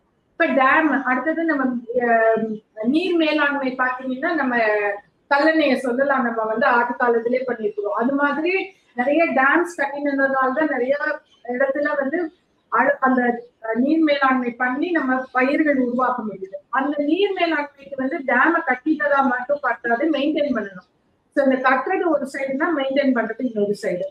இந்த இடத்துக்குலாம் வந்து நம்மளுக்கு சிவில் இன்ஜினியர்ஸ் தேவை. இதுக்கு மேல நீங்க ஸ்ட்ரக்சர்ஸ் அப்படின்னு நான் கேட்டா நீங்க எல்லாருமே உயர கட்டிடங்கள் இல்ல பெரிய பாலங்கள் இதெல்லாம் சொல்லலாம். ஆனா நீங்க சின்ன விஷயமா நம்மளோட ஷெல் ஸ்ட்ரக்சர் முட்டை ஓடு எடுத்துக்கிட்டீங்கன்னா அது அவ்வளவு தின்னா இருக்கும். ஆனா அதால எவ்வளவு லோடு தாங்க முடியுது. சோ இயற்கையோட படைப்புல இருந்து நம்ம நிறைய கத்துக்க முடியும். இந்த மாதிரி கத்துக்கிறத வந்து நம்மளோட பயன்பாட்டுக்கு யூஸ் பண்ணிக்க முடியும். சோ இது வந்து ஷெல் ஸ்ட்ரக்சர்ங்கிறது பாத்தீங்கன்னா ஒரு பெரிய ஏரியாவை கவர் பண்ணணும்னா தின்னா அந்த மெம்பரை யூஸ் பண்ணி கட்ட முடியும். சோ இந்த மாதிரி விஷயங்கள் நிறைய பிள்ளைங்களுக்கு ஆர்வத்தை உண்டாக்குற மாதிரி இதெல்லாம் பாத்தீங்கன்னா ஷெல் ஸ்ட்ரக்சர்ஸ். இது எல்லாமே திக்னஸ் வந்து கம்மியா இருக்கும். அதே சமயம் ஒரு ஸ்பேஸ் பெரிய ஸ்பேஸ என்க்ளோஸ் பண்ண முடியும். சோ அடுத்தது ஃப்ரேம் ஸ்ட்ரக்சர். இது வந்து ஷெல் ஸ்ட்ரக்சர். இன்னொன்று ஃப்ரேம் ஸ்ட்ரக்சர். இதுல எப்படின்னா ஒரு ஸ்கெலிட்டன் மாதிரி இருக்கும். இலையில வந்து அந்த நரம்பு மாதிரி போகுது இல்லையா, அதுதான் அதுக்கு ஸ்ட்ரென்த் கொடுக்கும். சோ இது வந்து ஸ்கெலிட்டன் இருக்கும். இன்னொன்னு இதோட வலை, எட்டுக்கால் பூச்சியோட வலை பாத்தீங்கன்னா அதுக்கு வந்து அந்த வித்தவுட் அந்த ஸ்கின் இல்லாமயே அதோட ஸ்ட்ரென்த் இருக்கும். வெறும் அந்த ஸ்ட்ரக்சர் இல்லை. சோ இந்த மாதிரி சின்ன சின்ன விஷயங்கள் இருந்து நம்ம நிறைய கத்துக்க முடியும். ஆர்ச்சஸ் எல்லாம் பாத்துக்கிட்டீங்க, இது ஒரு கற்களை அடுக்கி வச்சு எப்படி அதை நம்ம பண்ண முடியுது. சோ இந்த மாதிரி இன்ஃப்ராஸ்ட்ரக்சர் பொறுத்த வரைக்கும் நிறைய ரிக்குவயர்மெண்ட் இருக்கு. நம்ம இந்தியாலயும் சரி உலகத்திலயும் சரி இன்ஃப்ராஸ்ட்ரக்சர் மேடம் சொன்ன மாதிரி இது வந்து ஒரு நாட்டோட இதை வந்து உருவாக்குறது, எக்கானமிக் இது வந்து நம்ம வந்து இன்ஃப்ராஸ்ட்ரக்சர் வச்சுதான் கண்டுபிடிக்கிறோம். அது வந்து அந்த மாதிரி இப்ப நம்ம கவர்மெண்ட் ஆஃப் இந்தியாவோட மிஷன்ஸ் பாத்தீங்கன்னா housing for all, smart cities, இந்த மாதிரி நிறைய வேலை வாய்ப்பு இருக்குது நீங்க. அதுக்கப்புறம் நிறைய மினிஸ்ட்ரிஸ் இருக்குது. Ports, road transport and highways, இந்த மாதிரி மினிஸ்ட்ரிஸ் எல்லாம் நிறைய இருக்குது. இதுல வந்து ஸ்பெஷலைசேஷன், இப்ப சிவில் பத்தி பார்த்துட்டோம். இதுக்கு கீழே நிறைய ஸ்பெஷலைசேஷன் இருக்கு. மெயின் வந்து கன்வென்ஷனலா நாங்க எல்லாம் படிக்கும் போது இருந்த ஆப்ஷன்ஸ் 30 வருஷத்துக்கு முன்னாடி இருந்ததெல்லாம் ஸ்ட்ரக்சரல் இன்ஜினியரிங் போவாங்க, அப்படி இல்லைன்னா ஜியோ டெக்னிக்கல். இது வந்து ஸ்ட்ரக்சரல் இன்ஜினியரிங் கட்டமைப்பு ஆராய்ச்சி, கட்டமைப்பு பொறியியல். ஜியோ டெக்னிக்கல்னா பூமிக்கு அடியில இருக்கிறது, அது வந்து இன்னும் கொஞ்சம் சேலஞ்சிங் தான் ஜியோ டெக்னிக்கல். அதுவும் வந்து நாங்க ஸ்ட்ரக்சரல் இன்ஜினியரிங்ல கொஞ்சம் படிச்சாலுமே ஜியோ டெக்னிக்கல் ப்ராடா தனியா ஒரு சப்ஜெக்ட் இருக்கு. வாட்டர் ரிசோர்சஸ் ஏற்கனவே சொன்ன மாதிரி நீங்க நீர் மேலாண்மை, இது டான்ஸ், இதெல்லாம் வரும். டிரான்ஸ்போர்டேஷன் அகைன் ரோடு, பிரிட்ஜஸ், இதுக்கு கீழே வரும். அப்புறம் கன்ஸ்ட்ரக்ஷன் மேனேஜ்மெண்ட், இந்த பிம் சொன்னாங்க இல்லையா, அது வந்து கன்ஸ்ட்ரக்ஷன் மேனேஜ்மெண்ட் ஒரு இதை வந்து எப்படி மேனேஜ் பண்றது, அதுலதான் நம்மளோட திறமையே இருக்கு. ஸோ இதுக்கு வந்து நிறைய பில்டிங் இன்ஃபர்மேஷன் மேனேஜ்மெண்ட் இருக்கு. இந்த மாதிரி விஷயங்கள்லாம் நிறைய டெக்னாலஜி இம்ப்ரூவ் ஆயிருக்கு. அப்புறம் என்விரான்மெண்டல், சுற்றுச்சூழல் பாதுகாப்பு, இதுவும் சிவில் இன்ஜினியரிங் கீழே தான் வரும். இந்த மாதிரி துறைகள் தான் கன்வென்ஷனலா இருந்தது. இப்ப பாத்தீங்கன்னா மல்டி டிசிப்ளினரியா அடுத்த லெவல் போகும்போது நம்ம அப்ளைட் மெக்கானிக்ஸ் போகலாம், ஆஃப்ஷோர் இன்ஜினியரிங் போகலாம், earthquake, urban planning, remote sensing, artificial intelligence. இன்னைக்கு பஸ்வேர்ட் மாதிரி ஆயிடுச்சு ஆர்டிபிஷியல் இன்டெலிஜென்ஸ். நான் வந்து இப்போ ஒரு எக்ஸாம்பிள் எடுத்து எப்படி ஆர்டிபிஷியல் இன்டெலிஜென்ஸ் எஃபெக்டிவா யூஸ் பண்ண முடியும்னு நான் உங்களுக்கு இந்த ஸ்லைட்ஸ் மூலமா காட்டுறேன். ரெனியூவபிள் எனர்ஜி, நம்ம வந்து இப்ப வந்து ட்ரெடிஷனலா உள்ள எனர்ஜில நிறைய ப்ராப்ளம் இருக்கிறதுனால ரெனியூவபிள் எனர்ஜி பேசுறது, சர்க்குலர் எக்கானமி, ரெனியூவபிள் எனர்ஜி, இந்த மாதிரி போகும்போது சிவில் இன்ஜினியரிங் பங்கேற்றாங்க. இதுக்கும் எனர்ஜிக்கும் என்ன சம்பந்தம் கேட்டீங்கன்னா அதையும் நான் வந்து உங்களுக்கு எடுத்துக்காட்டு எல்லாம் காட்டுறேன். ஸோ அடுத்தது பாத்தீங்கன்னா இப்ப இப்ப பஞ்சபூதம் நார்மலா நம்ம சொல்லுவோம் 5 பூதம். இது வந்து சிவில் இன்ஜினியரிங் ரொம்ப தொடர்பு உள்ளது. ஏன்னா ஆகாயம் பாத்தீங்கன்னா ஸ்ட்ரக்சரல் இன்ஜினியரிங், பூமிக்கு மேல கட்டுறது வந்து ஸ்ட்ரக்சரல் இன்ஜினியரிங் நான் எடுத்துக்கிறேன். அடுத்தது நீங்க வந்து ஒரு தன்மை, ஒரு வைப்ரேஷன், அதாவது அந்த மாதிரி இருக்கிற தன்மை பாத்தீங்கன்னா டிரான்ஸ்போர்டேஷன் இன்ஜினியரிங். அடுத்தது என்விரான்மெண்டல் இன்ஜினியரிங் வந்து சுற்றுச்சூழலுக்கு பாதுகாப்பா இருக்கணும், அதை ஃபயர் நான் கன்சிடர் பண்றேன். வாட்டர் வந்து நம்ம சுற்றுச்சூழலை பாதுகாக்கலன்னா நம்ம அதுக்கு இதுவாயிடுவோம். அதனாலதான் அது ஃபயர் காம்பனண்டா எடுத்துட்டு போனேன். வாட்டர் ரிசோர்சஸ் பாத்தீங்கன்னா வாட்டர் சம்பந்தப்பட்டது. அடுத்து வந்து ஜியோ டெக்னிக்கல். ஸோ இதெல்லாம் 5 பஞ்சபூதத்தை இதுக்கு கூட மேப் பண்ற மாதிரி ஒரு இது. கன்வென்ஷனல் ஸ்பெஷலைசேஷன், இப்ப ஸ்ட்ரக்சரல் இன்ஜினியரிங் எவ்வளவு சேலஞ்சிங் நான் சொல்றேன். இது வந்து ஜஸ்ட் வந்து ஒரு படிச்சுட்டு போற மாதிரியான விஷயம் கிடையாது. நம்மளோட ஃபைனல் எய்ம் வந்து நல்ல சேஃபான ஸ்ட்ரக்சர் கொடுக்கணும். ஆனா எந்தெந்த விஷயத்துல சேலஞ்சஸ் இருக்குதுன்னா மெட்டீரியலோட ப்ராப்பர்ட்டி வந்து நம்மளுக்கு கரெக்டா தெரியாது. நீங்க வந்து மெட்டீரியலை ஓரளவுக்கு தான் எஸ்டிமேட் பண்ண முடியும், அதுக்கு மெத்தட்ஸ் இருக்கு. ஆனா கட்டிடம் வந்து ரியலாவே நம்ம கட்டணும், ஆனா அதை அனலைஸ் பண்ணும்போது அப்ராக்சிமேட்டா தான் அனலைஸ் பண்ண முடியும். ஸோ இந்த மாதிரி சேலஞ்சஸ்க்கு நடுப்புற ஃபோர்ஸஸும் வந்து நம்ம கரெக்டாவே தெரியாது. நம்மளுக்கு என்ன ஃபோர்ஸ் எதிர்கொள்ள போறோம்ன்றது வந்து ஓரளவுக்கு இருக்கிற ஸ்டாட்டிஸ்டிக்ஸ் வச்சு சொல்ல முடியுமே ஒழிய அதுவும் எக்ஸாக்டா அக்யூரேட்டா தெரியாது. இது எல்லா சேலஞ்சஸும் மீறி நம்ம வந்து ஒரு நல்ல ஸ்ட்ரக்சர், சேஃபான ஸ்ட்ரக்சர் ப்ரொவைட் பண்ணுவோம். அதான் நம்மளோட ரெஸ்பான்சிபிலிட்டி. ஸோ இப்போ இந்த ஸ்ட்ரக்சரல் இன்ஜினியரிங் பாத்தீங்கன்னா வேரியஸ் ஆப்பர்ச்சுனிட்டிஸ் இதுல லிஸ்ட் பண்ணிருக்கேன். இதுல பாத்தீங்கன்னா பிரிட்ஜ், டேம், பில்டிங்ஸ் இதெல்லாம் சிவில் செக்டார் கீழே வரும். ஏரோஸ்பேஸ்ல அகைன் ஏரோஸ்பேஸ்க்கும் சிவிலுக்கு என்ன சம்பந்தம்னா காம்பனன்ட்ஸ் எல்லாம் நம்ம வந்து விங்ஸ் இதெல்லாம் வந்து ஸ்ட்ரக்சர்ஸ் அகைன் அது வந்து நம்ம படிக்க முடியும். ஆட்டோமொபைல்ல அகைன் வைப்ரேஷன், ஸ்டேட்டிக் ஸ்டடிஸ் இதெல்லாம் அகைன் கம்ஸ் அண்டர் சிவில். அப்புறம் ரெனியூவபிள் எனர்ஜி இதுல பாத்தீங்கன்னா விண்ட் டர்பைன் டவர் ஸ்ட்ரக்சர். இப்ப விண்ட் டர்பைனோட டவர் ஸ்ட்ரக்சரையும் நம்ம பண்ண முடியும், சப்போர்ட்டிங் ஸ்ட்ரக்சரையும். விண்ட் டர்பைனுக்கு வந்து இப்ப ஃப்ளோட்டிங் விண்ட் டர்பைனா நிறைய ஆப்ஷன்ஸ் எடுத்துட்டு போறோம் ஆஃப் ஷோர். அதுல வந்து பாத்தீங்கன்னா அது சப்போர்ட் பண்ணக்கூடிய எதுவும் சிவிலுக்கு கீழே தான் வருது, ஸ்ட்ரக்சர்ஸ்க்கு கீழே. இந்த மாதிரி நிறைய விஷயங்கள் ஸ்ட்ரக்சரல் இன்ஜினியரிங்ல படிக்கலாம். அது போக இப்ப பாத்தீங்கன்னா இதுல நிறைய ஸ்ட்ரக்சரல் இன்ஜினியர் டிசைன் இன்ஜினியரா போகலாம், இல்ல இந்த மாதிரி ஆராய்ச்சி நிறுவனங்களுக்கு வரலாம். இதுல புதுசா என்னென்ன ட்ரெண்ட்ஸ் இருக்குதுன்னா டிஜிட்டல் ஒர்க் ஃப்ளோ, டிம் மாதிரியான திங்ஸ், அப்புறம் இன்டர் ஆபரேட்டபிலிட்டி, பர்ஃபார்மன்ஸ் பேஸ்ட் டிசைனுக்கு போறோம். நார்மலா வந்து இது எனக்கு தேவை, இன்னைக்கு நம்ம ஒரு புடவை கடைக்கு போறோம்னா இல்ல ஒரு ட்ரெஸ் வாங்க போறோம்னா எனக்கு என்ன வேணுமோ அதை கேட்டு கஸ்டமைஸ் பண்ணி வாங்குற மாதிரி என்னோட ஸ்ட்ரக்சர் இது மாதிரி பெர்ஃபார்ம் பண்ணணும்னா அதுக்கு தகுந்த மாதிரி டிசைன் பண்றது. அடுத்தது வந்து prefabrication modular building. Madam சொன்ன மாதிரி அசம்பிள் பண்றது. நம்ம பில்டிங் பிளாக்ஸ் வச்சு சின்ன வயசுல விளையாடிப்போம், அதே மாதிரி நீங்க பில்டிங் பிளாக்ஸ் வச்சு நம்ம கட்டடங்கள் கட்ட முடியும். சில டைம் வந்து ஒரு மாடியூல் மட்டும் தனியா இருக்கும், அது உள்ள எல்லாமே இருக்கும் ஒரு வீடு, அதை அப்படியே எடுத்துட்டு போய் அசம்பிள் பண்ணி ஹைரைஸ் ஸ்ட்ரக்சரா கட்ட முடியும். இந்த மாதிரி நிறைய ஆப்ஷன்ஸ் இப்போ புதுசா வந்துட்டு இருக்குது. அது மாதிரி ஆட்டோமேட்டட் டிராயிங் ஜென்ரேஷன் இதுவும் மேடம் சொன்னாங்க. அப்புறம் டிஜிட்டல் ஷார்ட் டிராயிங்ஸ் இதெல்லாம் வந்து நியூ ட்ரெண்ட்ஸ். இது ஸ்ட்ரக்சரல் இன்ஜினியரிங் பொறுத்த வரைக்கும். ஜியோ டெக்னிக்கல்ல சாயிலுக்கு கீழே, பூமிக்கு கீழே உள்ளது. இதுல நிறைய அன்சர்டனிட்டி இருக்கு, நிறைய சேலஞ்சஸ் இருக்குது. இது நிறைய இந்த underground structures, mining, again renewable எனர்ஜிக்கும் இது தேவைப்படும். ஏன்னா ஜியோ தெர்மல் எனர்ஜி இதுல புது டைப் ஆஃப் எனர்ஜி வருது. பூமியோட வெப்பத்தையும் நம்ம எப்படி யூட்டிலைஸ் பண்ண முடியும்ன்ற ஜியோ தெர்மல் எனர்ஜிக்கு நிறைய வாய்ப்புகள் இருக்கு. அடுத்தது இதுல under ground infrastructure major requirement. அப்புறம் சீஸ்மிக் அனாலிசிஸ் இதுவும் சேலஞ்சிங் இதுல பொறுத்த வரைக்கும். ஆர்டிபிஷியல் ஐலண்ட்ஸ், நீங்க துபாய் மாதிரியான நாடுகள்ல வந்து ஆர்டிபிஷியல் ஐலண்ட்ஸ் இருக்குது, இதெல்லாம் வந்து ஜியோடெக்னிக்கல் சார்ந்தது.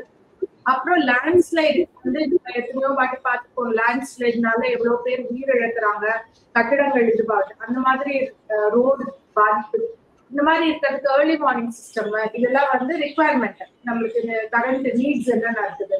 ஸோ இதெல்லாம் வந்து நம்மளோட கெரியரை ஆரம்பிச்சுட்டோம்னா, நம்ம பயனீரா இருந்தோம்னா அது நல்லா சக்சஸ்ஃபுல்லா வரலாம். வாட்டர் ரிசோர்சஸ் இன்ஜினியரிங்ல அகைன் இப்ப நீங்க பாத்தீங்கன்னா நீர் மேலாண்மை இதுக்கு கீழே வந்து நம்ம வந்து அக்வாட்டிக் அக்விடக்ட்ஸ் இதெல்லாம் கிரவுண்ட் வாட்டர் ரிசோர்சஸ் எப்படி ஃப்ரெஷ் வாட்டர் ஐடென்டிஃபை பண்றது, அதை எப்படி ஸ்டோர் பண்றது, ரீசைக்கிள் பண்றது, இந்த மாதிரி விஷயங்கள்லாம் இதுக்கு கீழே வரும். அதுக்கப்புறம் வந்து இதுல என்னென்ன வாய்ப்புகள் இருக்கு, ஸ்ட்ராங் வாட்டர் ட்ரைனேஜ். இது வந்து ரெடிமேடா வந்து ஸ்ட்ராங் வாட்டர் ட்ரைனேஜ் ஒரு சிட்டிக்கு பிளான் பண்ணி அது வந்து வெள்ளக்காடா மாறாம நம்ம வந்து அதை எப்படி எஃபெக்டிவா ஸ்டோர் பண்ணலாம், இதுக்கெல்லாம் புது புது ஐடியாவில் இது மாதிரி யங்கர் ஜெனரேஷன் வந்தாதான் கொண்டு வர முடியும். அப்புறம் ஃபிளட் ப்ரிவென்ஷன், டிராட் ப்ரிவென்ஷன் இதெல்லாம் இந்த வாட்டர் ரிசோர்சஸ் கீழே வரும். அப்புறம் இன்டெகிரேட்டட் ரிவர் பேசன், இந்த மாதிரி 2-3 ரிவர்ஸ் இன்டெகிரேட் பண்ணி எப்படி கொண்டு வராங்க, இந்த மாதிரி விஷயங்கள். அடுத்தது பாத்தீங்கன்னா டிரான்ஸ்போர்டேஷன். இது உங்களுக்கு எல்லாருக்குமே பெரிய பெரிய மேம்பாலங்கள் நம்ம பாக்குறோம். ஸோ அது ரோடு, ரயில் இதெல்லாம் கனெக்ட் பண்ற மாதிரி. ஸோ இதெல்லாம் அதுக்கு கீழே தான் டிரான்ஸ்போர்டேஷன் கீழே தான் சிவிலுக்கு கீழே வரும். ஸோ இதுல என்ன நம்ம கரண்ட் ட்ரெண்ட் என்ன இருக்குன்னா இன்ஃப்ராஸ்ட்ரக்சர் டிமாண்ட். இப்போ பாத்தீங்கன்னா கதிசக்தி பிளான்னு கொண்டு வந்தாங்க. ஸோ அதுல வந்து மல்டி மாடல் டிரான்ஸ்போர்ட் இந்த மாதிரி வாய்ப்புகள்லாம் இப்ப நிறைய இன்வெஸ்ட்மெண்ட் ஒரு கண்ட்ரியுமே வந்து இன்ஃப்ராஸ்ட்ரக்சர்ல நிறைய இன்வெஸ்ட் பண்றாங்க. ஸோ இந்த இடங்கள்ல எல்லாம் சிவில் இன்ஜினியர் கட்டாயம் தேவை. ஸோ அந்த மாதிரி இருக்கும் போது நம்ம இதுல எல்லாம் நம்ம ஆப்ஷன்ஸ் பார்க்கலாம். அப்புறம் இன்டெலிஜென்ட் டிராபிக் மேனேஜ்மெண்ட். இதெல்லாம் கரண்ட் ட்ரெண்ட். அப்புறம் மல்டி மாடல், சொன்ன மாதிரி multi model public transport economics படிக்கலாம். இவிக்கு வந்து எப்படி வந்து இவி பொறுத்த வரைக்குமே நம்ம ஸ்ட்ரக்சரல் இன்ஜினியரிங் ரிலேட்டடாகவும் படிக்கலாம். அப்புறம் கன்ஸ்ட்ரக்ஷன் மேனேஜ்மெண்ட் ஏற்கனவே சொன்ன மாதிரி நிறைய கன்ஸ்ட்ரக்ஷன் ரிலேட்டடா இதுல நிறைய டிசைன்ஸ் இதெல்லாம் கொண்டு வரலாம். என்விரான்மெண்டல் இன்ஜினியரிங் எல்லாருக்கும் சுற்றுச்சூழலை பாதுகாக்கிறது. இது வந்து அகைன் சிவில் இன்ஜினியரிங் கீழே தான் வரும். இதுல வந்து எப்படி வந்து ஒரு இப்போ கிரீன் கிராக்கர்ஸ் இதெல்லாம் டெஸ்ட் பண்றாங்க. இந்த மாதிரி அந்த விஷயங்கள், வாட்டர் பொல்யூஷன், வாட்டர் எப்படி அது ஐடென்டிஃபை பண்றது. இது வந்து national environmental engineering research institute சிஎஸ்ஆர்டில ஒரு லேபே இருக்குது என்விரான்மெண்டல் இன்ஜினியரிங் சம்பந்தமா. அடுத்தது பாத்தீங்கன்னா இதுல வந்து கார்பன் ஃபுட் பிரிண்ட் எப்படி கிடைக்கிறது, இதுவே பெரிய நம்ம வந்து ஒரு கார்பன் கிரெடிட்னு சொல்றோம். ஒரு விஷயத்த வந்து நம்ம எவ்வளவுக்கு எவ்வளவு கார்பன் டை ஆக்சைடு பண்றதை கம்மி பண்றோமோ அவ்வளவுக்கு அவ்வளவு நல்லது. நம்ம வந்து நம்மளுக்கு மட்டும் இல்ல வருங்கால சந்ததியினருக்கும் அது நல்லது. அது வந்து சின்ன வயசுல இருந்து நம்ம அதை பிராக்டிஸா கொண்டு வரணும். எப்படி லைஃப் சைக்கிள் அனாலிசிஸ் இந்த மாதிரி விஷயங்கள். அப்புறம் வேஸ்ட் டிஸ்போசல், ஏற்கனவே சொன்ன மாதிரி இந்த வேஸ்ட் டிஸ்போசல், வேஸ்ட்ல இருந்து எப்படி ப்ராடக்ட் கண்டுபிடிக்க முடியும். இது நிறைய circular economy, waste to wealth. இப்ப எக்ஸாம்பிள் எடுத்துட்டீங்கன்னா பரலி போர்டுன்னு சிஎஸ்ஆர் ஆம்பிரில டெவலப் பண்ணிருக்காங்க. இது என்னன்னா நார்த் இந்தியால பாத்தீங்கன்னா இந்த பயிர் ஆனதுக்கு அப்புறம் இருக்கிற அந்த பயிரோட இருந்து ரீசைக்கிள் பண்ணி போர்ட்ஸ், ஃபைபர் போர்ட்ஸ் கிரியேட் பண்ணிருக்காங்க. ஸோ இது எவ்வளவுக்கு எவ்வளவு இம்பார்ட்டன்ட்னா நீங்க டெல்லியில வாழ்ற மக்களை கேட்டீங்கன்னா தெரியும். அவங்க வந்து எவ்வளவு பொல்யூஷன் நல்ல இது வர்றாங்க.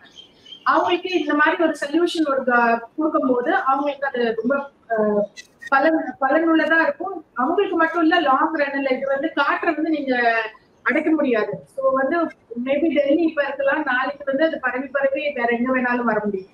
அதே மாதிரி நம்ம சுத்தி இருக்கிற இடத்துலயும் நடக்க முடியும்.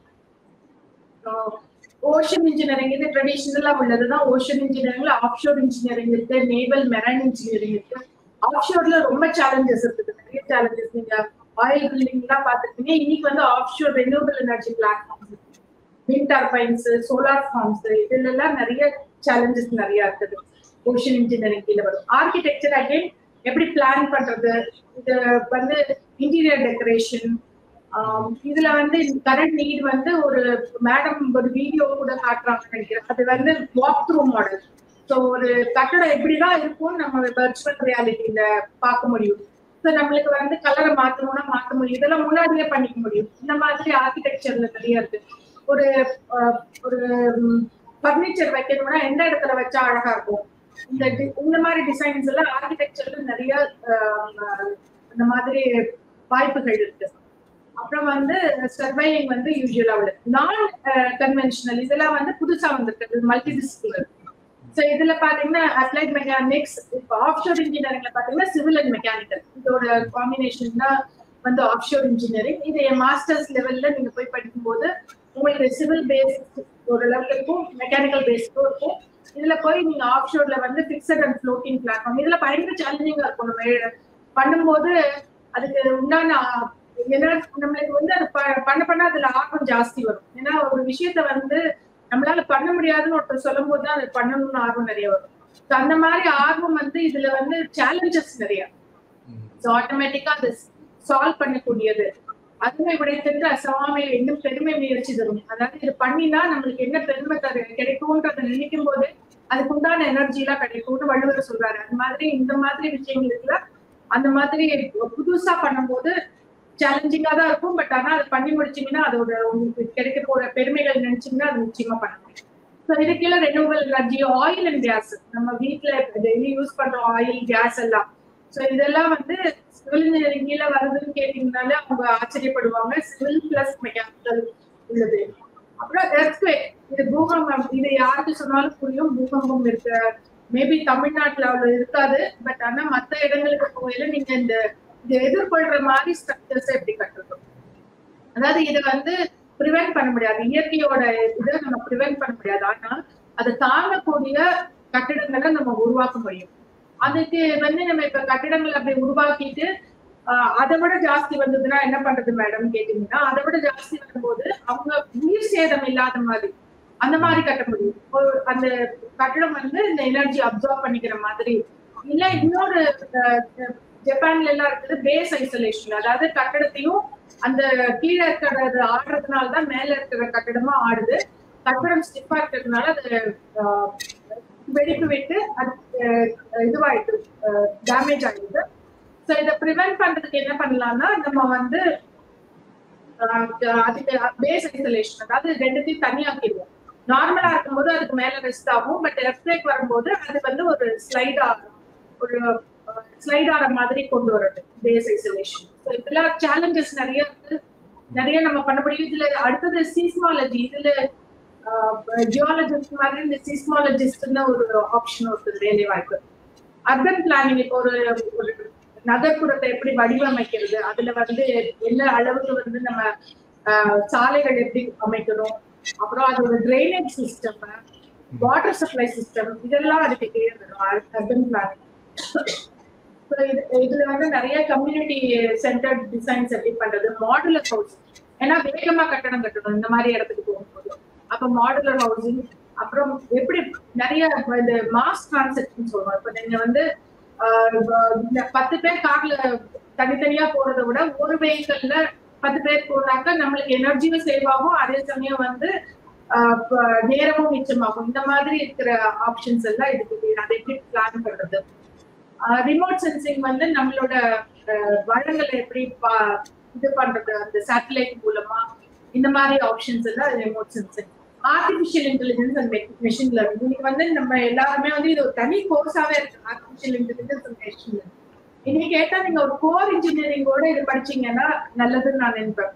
ஏன்னா எப்பவும் வந்து ஒரு பேசிக்க புரியாம artificial intelligence machine learning use பண்ணீங்கன்னா அது அவ்வளவு எஃபெக்டிவா இருக்காது.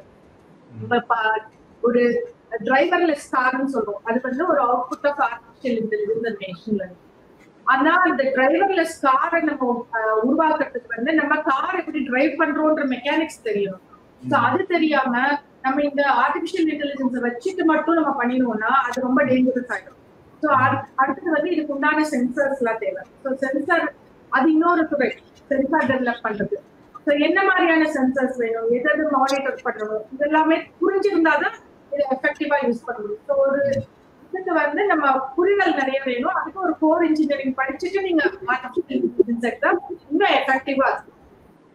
ரெனியூவபிள் எனர்ஜி, நீங்க சோலார், விண்ட், ஜியோ தெர்மல், அந்த விண்ட் டர்பைன்ஸ் நிறைய இடத்துல பார்த்துருப்பீங்க. விண்ட் டர்பைன்ஸை டிசைன் பண்ணி அது வந்து காற்றை எதிர்கொள்ளணும், காற்று எனர்ஜி அதுல இருந்து எனர்ஜியும் உருவாக்கும். ஸோ இதுல வந்து காற்றை எதிர்கொள்ற இது வந்து சிவில் இன்ஜினியரிங்கோட வேலை. இதுல ஜெனரேட் பண்ற எனர்ஜியை கன்வெர்ட் பண்றது வந்து எலக்ட்ரிக்கல். ஸோ வந்து இது வந்து ஒரு மல்டி டிசிப்ளினரி. அதே மாதிரி இதுக்கு எடுத்துக்கிட்டீங்கன்னா சோலார் ஃபார்ம்ஸ் எடுத்துக்கிட்டீங்கன்னா இப்போ வந்து டிசைன் கைடன்ஸ் வந்து மினிமமா தான் இருக்குது. ஸோ வெளிநாட்டுல இருக்கிறத நம்ம அடாப்ட் பண்ணி பண்றோம். ஸோ இந்த நம்ம தேவைக்குள்ளது மாதிரி நம்ம கிரவுண்ட் மவுண்டட் சோலார் ஃபார்ம்ஸ் இருக்குது, inland water bodies solar farms இருக்குது, ஆஃப் ஷோர்ல கடல் பக்கத்துல அந்த இடத்துல இருக்குது. இதுல எல்லாம் வேற வேற மாதிரியான சேலஞ்சஸ் இருக்குது. ஸோ இதுல எப்படி சிவில் இன்ஜினியர் வருவாங்கன்னா ஃபர்ஸ்ட் வந்து கடலுக்குள்ள நம்ம இதுல இன்லேண்ட்ல இருக்கிறதுலயும் பாத்தீங்கன்னா ஃப்ளோட் ஆகணும்ன்றப்பவே அந்த ஸ்ட்ரக்சரை உருவாக்குறது சிவில் இன்ஜினியர். ஸோ கிரவுண்ட் மவுண்டடா இருக்கும் போது ஒரு பெரிய ஓபன் ஸ்பேஸ்ல வைக்கிறீங்க, அதை காற்றை எதிர்கொள்ளணும். அது சோலார் வந்து வெறும்னா வந்து ஹீட் ஜென்ரேட் பண்ணி அந்த சோலார்ல இருந்து எனர்ஜி ஜென்ரேட் பண்றது மட்டும் இல்ல, அந்த அதே சமயம் காற்றும் வரும் அது மேல அழுத்தம். அதை தாங்கக்கூடிய தன்மையான ஃப்ரேம்ஸ் டிசைன் பண்றது சிவில் இன்ஜினியரோட வேலை. அது மாதிரி ஆஃப் ஷோருக்கு போகையில அகைன் அந்த ஃப்ளோட்டிங் பிளாட்ஃபார்மை டிசைன் பண்றது சிவில் இன்ஜினியர். ஸோ இந்த மாதிரி நிறைய புதுசான விஷயங்கள் இருக்கு. நான் இப்போ இந்த ஆர்டிபிஷியல் இன்டெலிஜென்ஸ் வச்சு எங்க நிறுவனத்துல எப்படி யூஸ் பண்றோன்றது மட்டும் நான் ஒரு சின்ன ஒரு 5 நிமிஷத்துல முடிச்சிருப்பேன் இல்லையா. இது வந்து நான் இருக்கிற நிறுவனம் ஸ்ட்ரக்சரல் இன்ஜினியரிங் சென்டர் சென்னை தர்மணியில இருக்குது. நாங்க வந்து கட்டமைப்பு ஆராய்ச்சி பொறியியல் ஆராய்ச்சி மையம், அதாவது கட்டமைப்பு சார்ந்த ஆராய்ச்சி பண்ணிருக்கிறோம். ஸோ எங்களுக்கு வந்து அந்த 6 துறைகள், அதாவது ட்ரஸ்ட் ஏரியாஸ்ன்னு சொல்லுவோம். அதுல ஒண்ணு வந்து ஸ்ட்ரக்சரல் ஹெல்த் மானிட்டரிங்கிறது மெயின், அடுத்தது டிசாஸ்டர் மிட்டிகேஷன் எக்ஸ்பிளைன் பண்ற மாதிரி, அட்வான்ஸ் மெட்டீரியல்ஸ், இந்த சஸ்டைனபிள் ஸ்ட்ரக்சர்ஸ். இப்ப பாத்தீங்கன்னா அது இந்த மேனுஃபேக்சர்ட் சாண்ட் யூஸ் பண்றோம், ரிவர் சாண்ட் கிடைக்க மாட்டேங்குது, மேனுஃபேக்சர்ட் சாண்ட். அடுத்தது பாத்தீங்கன்னா இந்த வேஸ்ட்ல இருந்து எப்படி திருப்பி நீங்க யூஸ் பண்ண முடியும், ரீசைக்கிள் அக்ரிகேட் கான்கிரீட், இந்த மாதிரி விஷயங்கள் தான் நிறைய இந்த அட்வான்ஸ் மெட்டீரியல்ஸ் இது பண்ணுவோம். ஸ்பெஷல் மல்டி ஃபங்க்ஷனல் இதுல பாத்தீங்கன்னா இந்த மின் கோபுரங்கள், இந்த இது மாதிரியான வேற வேற மாதிரியான இது படிக்கிறது தான் இந்த மல்டி ஃபங்க்ஷனல் ஸ்ட்ரக்சர்ஸ். அப்புறம் ஆஃப்ஷோர் ஸ்ட்ரக்சர்ஸ், நான் சொன்ன மாதிரி கடல்ல வந்து இருக்கக்கூடிய ஸ்ட்ரக்சர்ஸ். எனர்ஜி இன்ஃப்ராஸ்ட்ரக்சர், இன்னைக்கு எனர்ஜியோட தேவை ஜாஸ்தியா இருக்குது நாட்டுல, அதுக்குண்டான கட்டமைப்பு எப்படி ப்ரொவைட் பண்றது, நிறைய விஷயங்கள் இதுல இருக்குது. புதுசா ஜியோ தெர்மல் எனர்ஜி வருது, இந்த மாதிரி விஷயங்கள்லாம் படிக்கிறது. அடுத்தது இது எங்க நிறுவனத்துல இம்பார்ட்டண்டா 2-3 டெக்னாலஜி சொல்றேன். ஒண்ணு வந்து முறுக்கு கம்பிகள். இது வந்து இன்னைக்கு நிறைய அட்வர்டைஸ்மெண்ட் கேட்டிருப்பீங்க. அது வந்து முத ஒரு டெக்னாலஜியா, இண்டிஜினியஸ் டெக்னாலஜியா கொண்டு வந்தது SCRC, ஸ்ட்ரக்சரல் இன்ஜினியரிங் சென்டர். அது மாதிரி நீங்க ரயில்வேஸ்ல டிராவல் பண்ணும்போது பாத்தீங்கன்னா கீழே அந்த காலத்துல நம்மள மாதிரி இருக்கிறவங்களுக்கு தெரிஞ்சிருக்கும், மரத்துல இருக்கும் அந்த தண்டவாளத்துக்கு நடுப்புற ஸ்லீப்பர்னு சொல்லுவாங்க அத. ஆனா இன்னைக்கு வந்து அது ப்ரீ ஸ்ட்ரெஸ் கான்கிரீட்ல தான் நீங்க பார்க்க முடியும், வேற கான்கிரீட் ஸ்லீப்பரை தான் பார்க்க முடியும் ஒழிய தண்டவாளங்களுக்கு நடுப்புற இருக்கிற அமைப்பு அது வந்து again technology from SCRC. So இந்த மாதிரி நிறைய டெக்னாலஜிஸ் வந்து SCRCல இருந்து வந்தது. ஃப்ளை ஆஷ் ரீப்ளேஸ்மெண்ட், அதாவது இந்த சிமெண்ட் ஃபேக்டரியில இருந்து வர்றது, இந்த இதுல இருந்து யூஸ் பண்ணி பிளெண்டட் சிமெண்ட் கொண்டு வரும், அந்த concept fly ash waste material. But அதை எப்படி பிளெண்டட் சிமெண்டா கொண்டு வருது, இதுவும் வந்து ஒரு டெக்னாலஜி SCRCல. ஃபர்ஸ்ட் நாங்க இந்த கட்டடம் வந்து நான் போட்டிருக்க பீரியட் பாத்தீங்கன்னா தெரியும், 1965ல இருந்து 74 வரைக்கும் போட்டிருக்கேன். இந்த பீரியட்லயே நாங்க பண்ணிருக்கோம். அடுத்தது பாத்தீங்கன்னா ப்ரீ ஃபேப்ரிகேட்டட் ஸ்ட்ரக்சர்ஸ், இதுவும் அந்த பீரியட்லயே பண்ணிருக்கோம். இது வந்து மின் கோபுரங்கள், இந்த மாதிரி பவர் ஜெனரேட்டர்ஸ், டர்போ ஜெனரேட்டர்ஸ் சொல்லுவோம், பவர் மேனுஃபேக்சர் பண்றது பெரிய பெரிய ஸ்ட்ரக்சர்ஸ் இருக்கும். அந்த ஸ்ட்ரக்சர்ஸ்னால வைப்ரேஷன்னால அந்த கான்கிரீட் வந்து வீக் ஆகும். அந்த மாதிரி இருக்கும்போது நாங்க போய் அதை செக் பண்ணி எப்படி சொல்யூஷன் கொடுக்கறது, வைப்ரேஷனை கம்மி பண்றதுக்கு. ஸோ அடுத்தது இப்ப இருக்கிறதுல ஸ்ட்ரக்சரல் ஹெல்த் மானிட்டரிங், இந்த மாதிரி நியூ டெக்னாலஜிஸ் டுவர்ட்ஸ் தட்.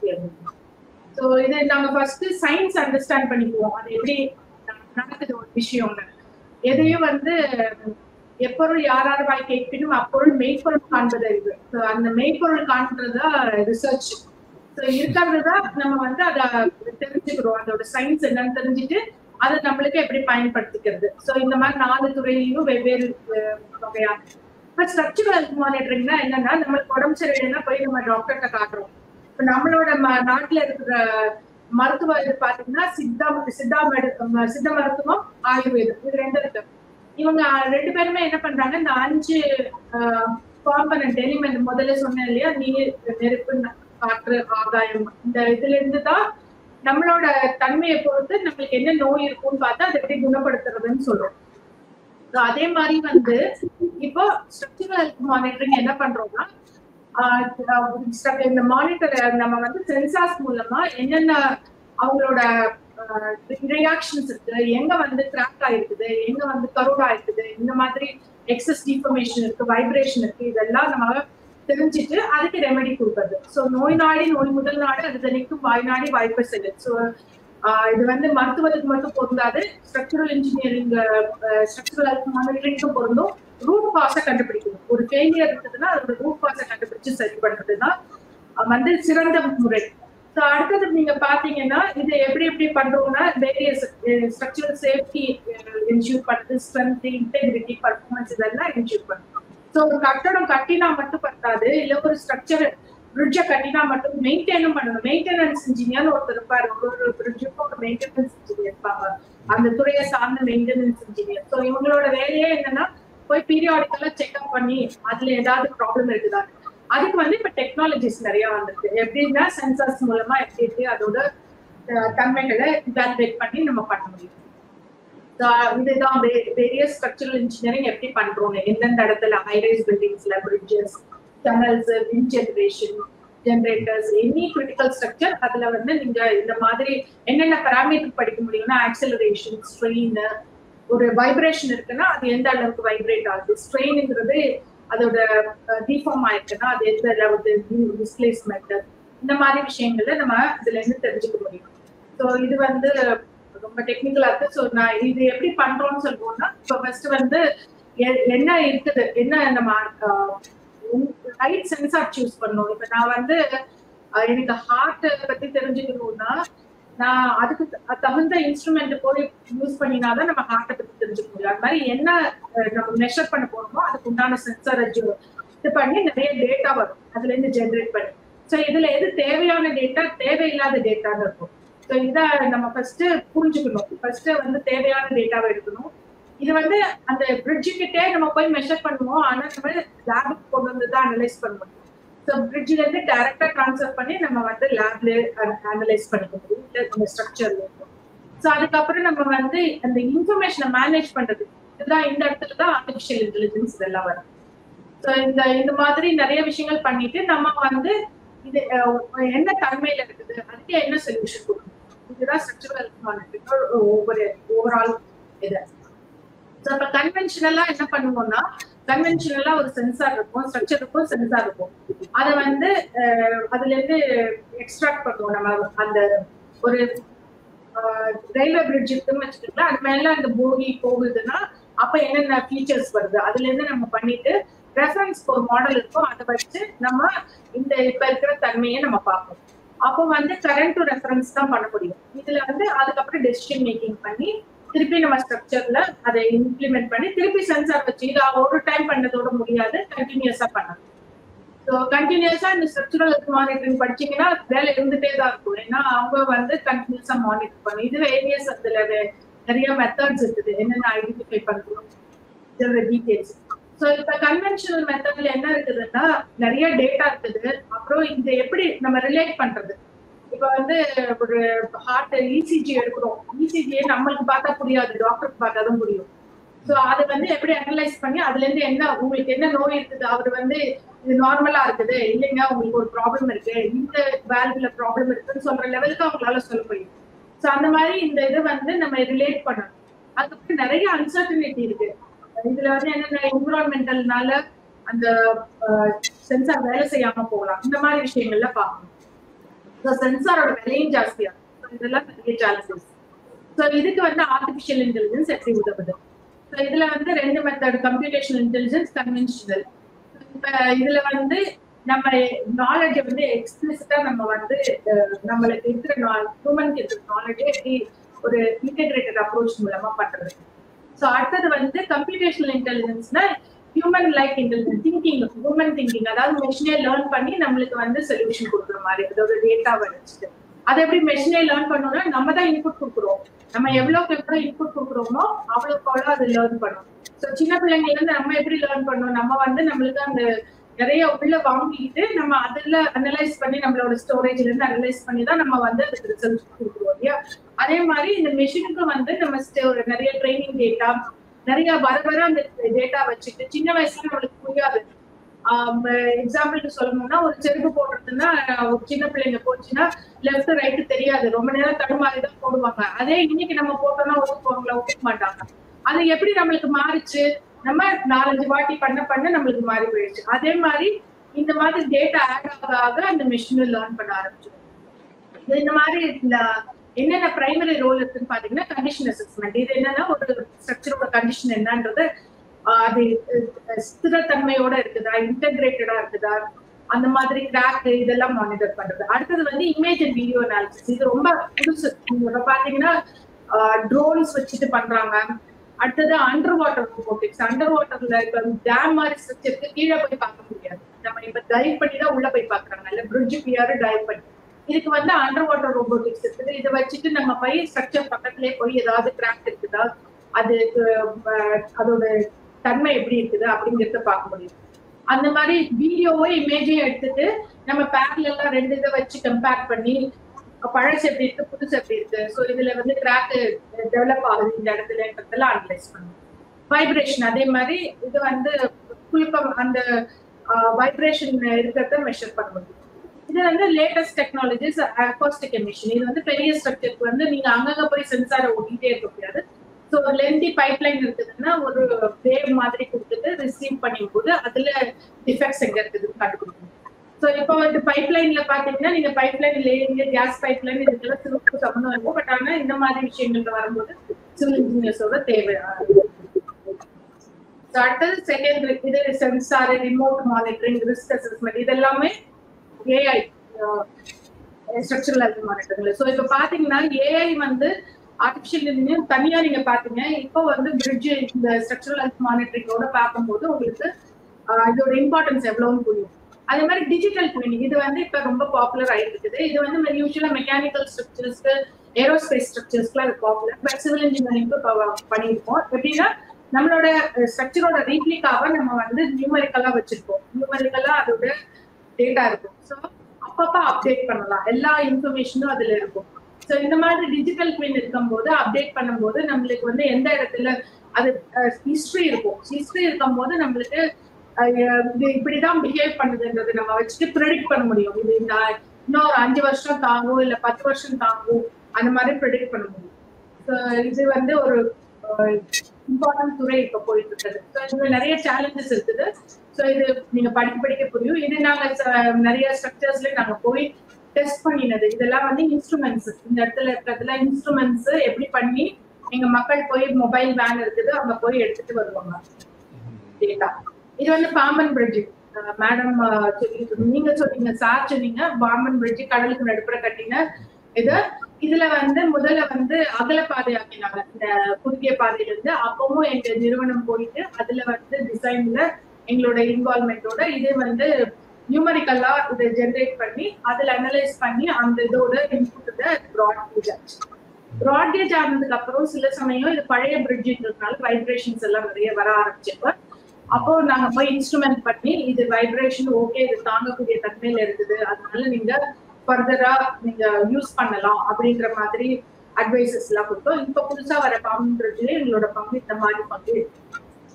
அடுத்தது இந்த ரயில்வேஸ்க்கு பாத்தீங்கன்னா இப்போ நம்ம அந்த காலத்துல கட்டின ரயில்வே பிரிட்ஜஸ் நிறைய இருக்கும். இவங்களை வந்து ரயில்வே லோடும் ஜாஸ்தி ஆயிடுச்சு, நம்மளோட ஸ்பீடும் ஜாஸ்தி ஆயிடுச்சு. ஸோ அதுக்கு வந்து இந்த பில்லர்ஸ் எல்லாம் தாங்குமா அப்படிங்கறத டெஸ்ட் பண்றதுக்கு போய் அந்த பிரிட்ஜ்ல போய் இன்ஸ்ட்ருமெண்ட் பண்ணி அதுல இருந்து மெஷர்மெண்ட் எடுத்து அதை எப்படி அதை வந்து டிரான்ஸ்ஃபர் பண்ணணும், ரெடியூஸ் பண்ணணும், அதுக்கு உண்டான சொல்யூஷனே நாங்க இந்த ரெட்ரோஃபிட்டிங் ரிப்பேருங்கிறது ஒரு பெரிய துறை. நிறைய பேர் இந்த சேலஞ்சஸ் இன்னும் எடுக்கல. அந்த மாதிரி ஏரியால நிறைய நம்ம புரிஞ்சுக்கிட்டோம்னா ஒரு கிராக் எதனால உருவாகுது, வர்டிகலா இருந்தா அந்த கிராக் என்ன இண்டிகேட் பண்ணுது, இன்க்ளைண்டா இருந்தா அது இண்டிகேட் பண்ண அது எதனால உருவாகுது, இந்த மாதிரி கிளாசிஃபை பண்ணி நம்ம இதை அனலைஸ் பண்ணி அதுக்கு சொல்யூஷன் கொடுக்கணும். இது ஒரு ஸ்டார்ட் அப்பாவே நம்ம ஆரம்பிக்கணும். இதெல்லாம் various options like structural health monitoring சொல்றோம், அதுல எனர்ஜி ஹார்வெஸ்டிங்கும் பண்ணலாம். ஸோ அந்த சென்சார்ஸ்ல இருந்து மெஷின் லேர்னிங் சொன்ன மாதிரி நிறைய ஆப்ஷன்ஸ் இருக்குது. டேட்டா மேனேஜ்மெண்ட் இதெல்லாம் வந்து சாஃப்ட்வேர் ரிலேட்டட், பட் ஆனா again civil engineers can do it. Sensing technology, so இதெல்லாம் தான் நிறைய options. So energy harvesting, so இதை நான் வந்து ஓவராலா கவர் பண்ணியிருக்கிறேன். ஸோ ஸ்ட்ரக்சரல் இன்ஜினியரிங் பிளஸ் வேற வேற துறை சிவிலுக்கு இருக்கு. மிகச்சிறப்பு. இப்போ பாத்தீங்கன்னா நீங்க சிவில் இன்ஜினியரிங் என்றால் வெறும் கல்லு மண்ணு வைத்து வீடு கட்டுவது என்கிற ஒரு பொது புத்தியில் பதிந்து இருக்கிற பிம்பங்களை தாண்டி இந்த கட்டுமான பொறியாளர்களுடைய கரங்கள், அவர்களுடைய விரல்கள் எல்லா துறைகளையும் தொடுகின்றன. நீங்க ரொம்ப சுலபமா ஒரு ஒரு முட்டை ஓடுல இருந்து நீங்க பொறியியலை சொல்லிக் கொடுக்க ஆரம்பிச்சு சிலந்தி வலையாகட்டும், ஒரு சிறிய இலையாகட்டும், அதுல தொடங்கி மெய்ப்பொருள் காண்பதறிவு என்பதுதான் ஆராய்ச்சி அப்படின்னு தமிழ் வழியில அழகா சொல்லி குழந்தை எப்படி செருப்பை வந்து வலது இடது மாற்றி போடும், அதுக்கப்புறமா கத்துக்கும், அதுதான் வந்து ஒரு மெஷின் லேர்னிங் என்கிற எந்திர கற்றல் என்று சுலபமாக பல தொழில்நுட்பங்களை மாணவ மாணவிகளுக்கு, பெரியவர்கள் பார்த்து கொண்டிருக்கிற பொதுமக்களுக்கு புரிகிற அளவில் நீங்கள் தொழில்நுட்பத்தை சொல்லி இருக்கிறீர்கள்.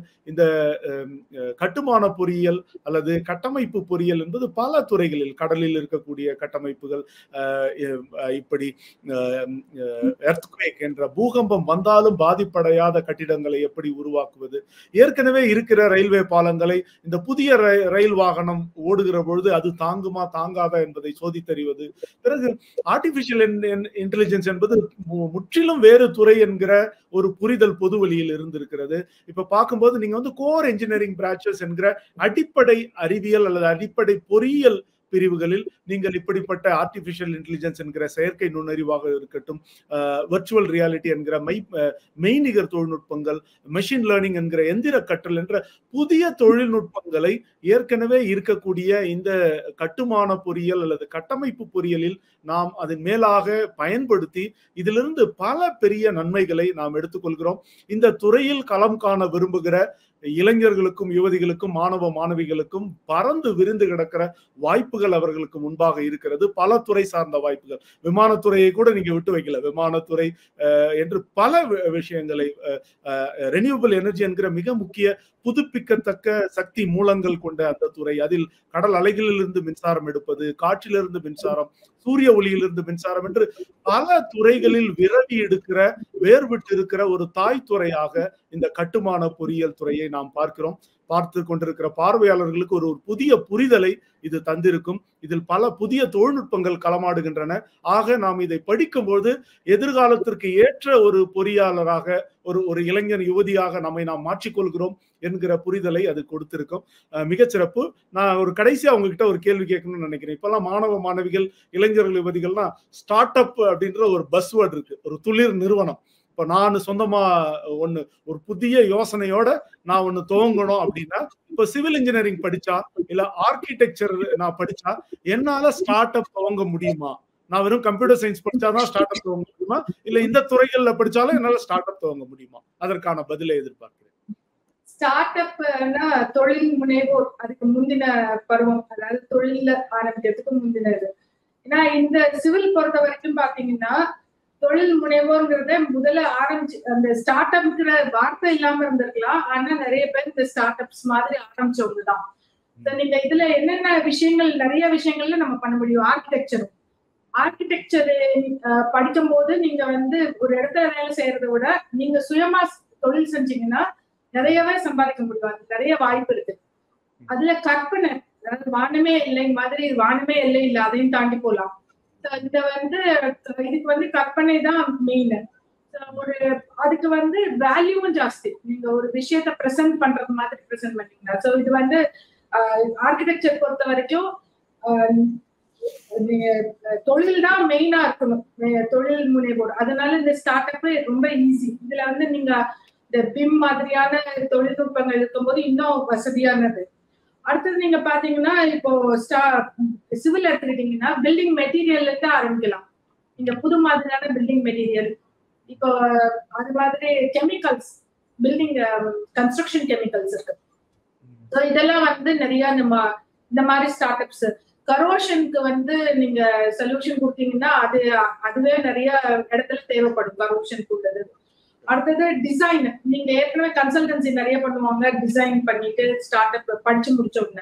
ஒரு சக்சஸ்ஃபுல்லான ஒரு ஸ்டோரி சொல்லணும்னா, ஃபர்ஸ்டான ஐஐடி மெட்ராஸ் கீழே அவங்க 3D பிரிண்டிங் எடுத்துக்கிட்டாங்க அவங்களோட ஸ்டார்ட் அப். 3D பிரிண்டிங்கிறது புது டெக்னாலஜி, அதை வச்சு அவங்க ஒரு ஸ்டார்ட் அப் ஆரம்பிச்சாங்க. அவங்க ரொம்ப சக்சஸ்ஃபுல்லா போயிட்டு இருக்காங்க. ஒன்லி திங், ஸ்டார்டிங்ல எந்த ஒரு விஷயம் பண்ணணும்னாலும் ஒரு என்ன சொல்றது, ஒரு நிறைய விஷயங்களை சேலஞ்சா எதிர்கொள்ளணும். ஸோ அந்த மாதிரி நம்ம வந்து அதை எதிர்கொள்ள ரெடியா இருக்கிறோம்னா, நம்ம இந்த ஸ்டார்ட் அப் வந்து எப்படி நம்ம சஸ்டைனபிள் மெட்டீரியல் வேணுமோ அதே மாதிரி கொஞ்ச நேரம் சஸ்டெயின் பண்ணிட்டோம்னா அந்த துறையில பெரிய வளர்ச்சி காணணும்.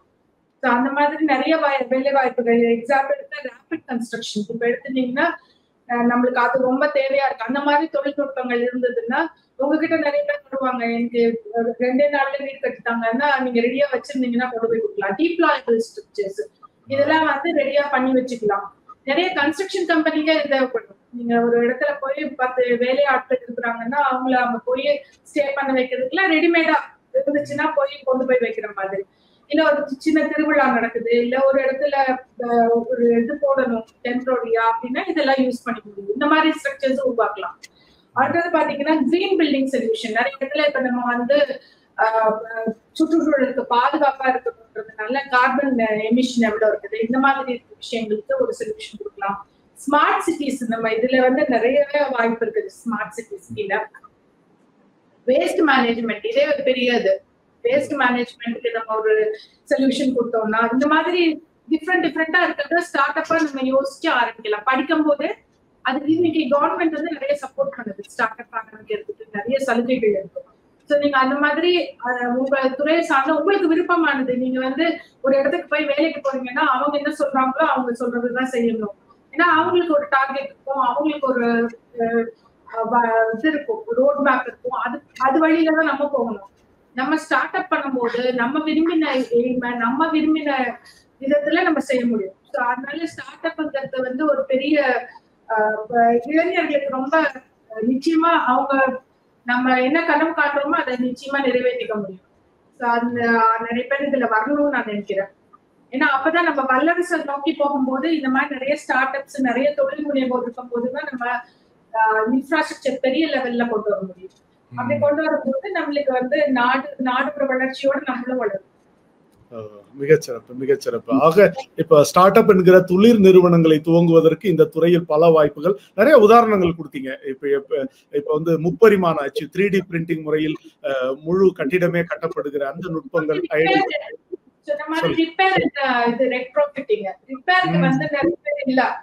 நீங்க வந்து நீங்க கரெக்டா ஐடென்டிஃபை பண்ணி ரிப்பேர் சொல்யூஷன் கொடுத்தீங்கன்னு வச்சுக்கீங்களா, அதுக்கே நிறைய வாய்ப்புகள் இருக்கு. மிகச்சிறப்பாக பல வாய்ப்புகள் இருக்கிறது. அதுக்குள்ள நீங்க சொன்னீங்க, இது வந்து உங்களுடைய புதுமை திறன், கற்பனை திறன், வானமே எல்லை, வானம் கூட எல்லை இல்லை அப்படின்ட்டு சொன்னீங்க. ஆக மாணவர்கள் அவர்கள் விரும்புகிற துறையில் அவர்கள் அதை தொடர்ந்து அந்த பிரச்சனையை சிந்தித்துக் கொண்டே இருந்து புதுமையான தீர்வுகளை அவர்கள் முன்வைக்கும் போது அது ஒரு ஸ்டார்ட் அப் என்கிற தொழில் நிறுவனமாக வளர்கிறது. துவக்கத்தில் பல சவால்கள் இருக்கும். அதை சந்தித்தால் தொடர்ந்து நிறுவனத்தை நடத்தினால் அவர்கள் ஒரு உலகளாவிய ஒரு நிறுவனமாக அதை மாற்றிக்கொள்ள முடியும். சிங்கநடை போட்டு சிகரத்தில் ஏறு, சிகரத்தை அடைந்தால் வானத்தில் ஏறு, வானத்தை அடைந்தால் கிரகத்தில் ஏறு, கிரகத்தை அடைந்தால் அண்டம் பேரண்டம் என்று உன்னுடைய பாதப்படிகள் படரட்டும் என்கிற அந்த ஒரு வார்த்தையோடு நாம் இந்த நிகழ்ச்சியை இரண்டாம் அமர்வை நிறைவு செய்கிறோம். இப்பொழுது நாம் நிகழ்ச்சியினுடைய கடைசி பகுதியாக பார்வையாளர்களுடைய கேள்வி பதில் கேள்விகளை பார்க்க இருக்கிறோம். அதற்கான பதில்களை நாம் சொல்வோம். பேராசிரியர் கல்பனா அவர்களும் நம்மோடு இணைகிறார்.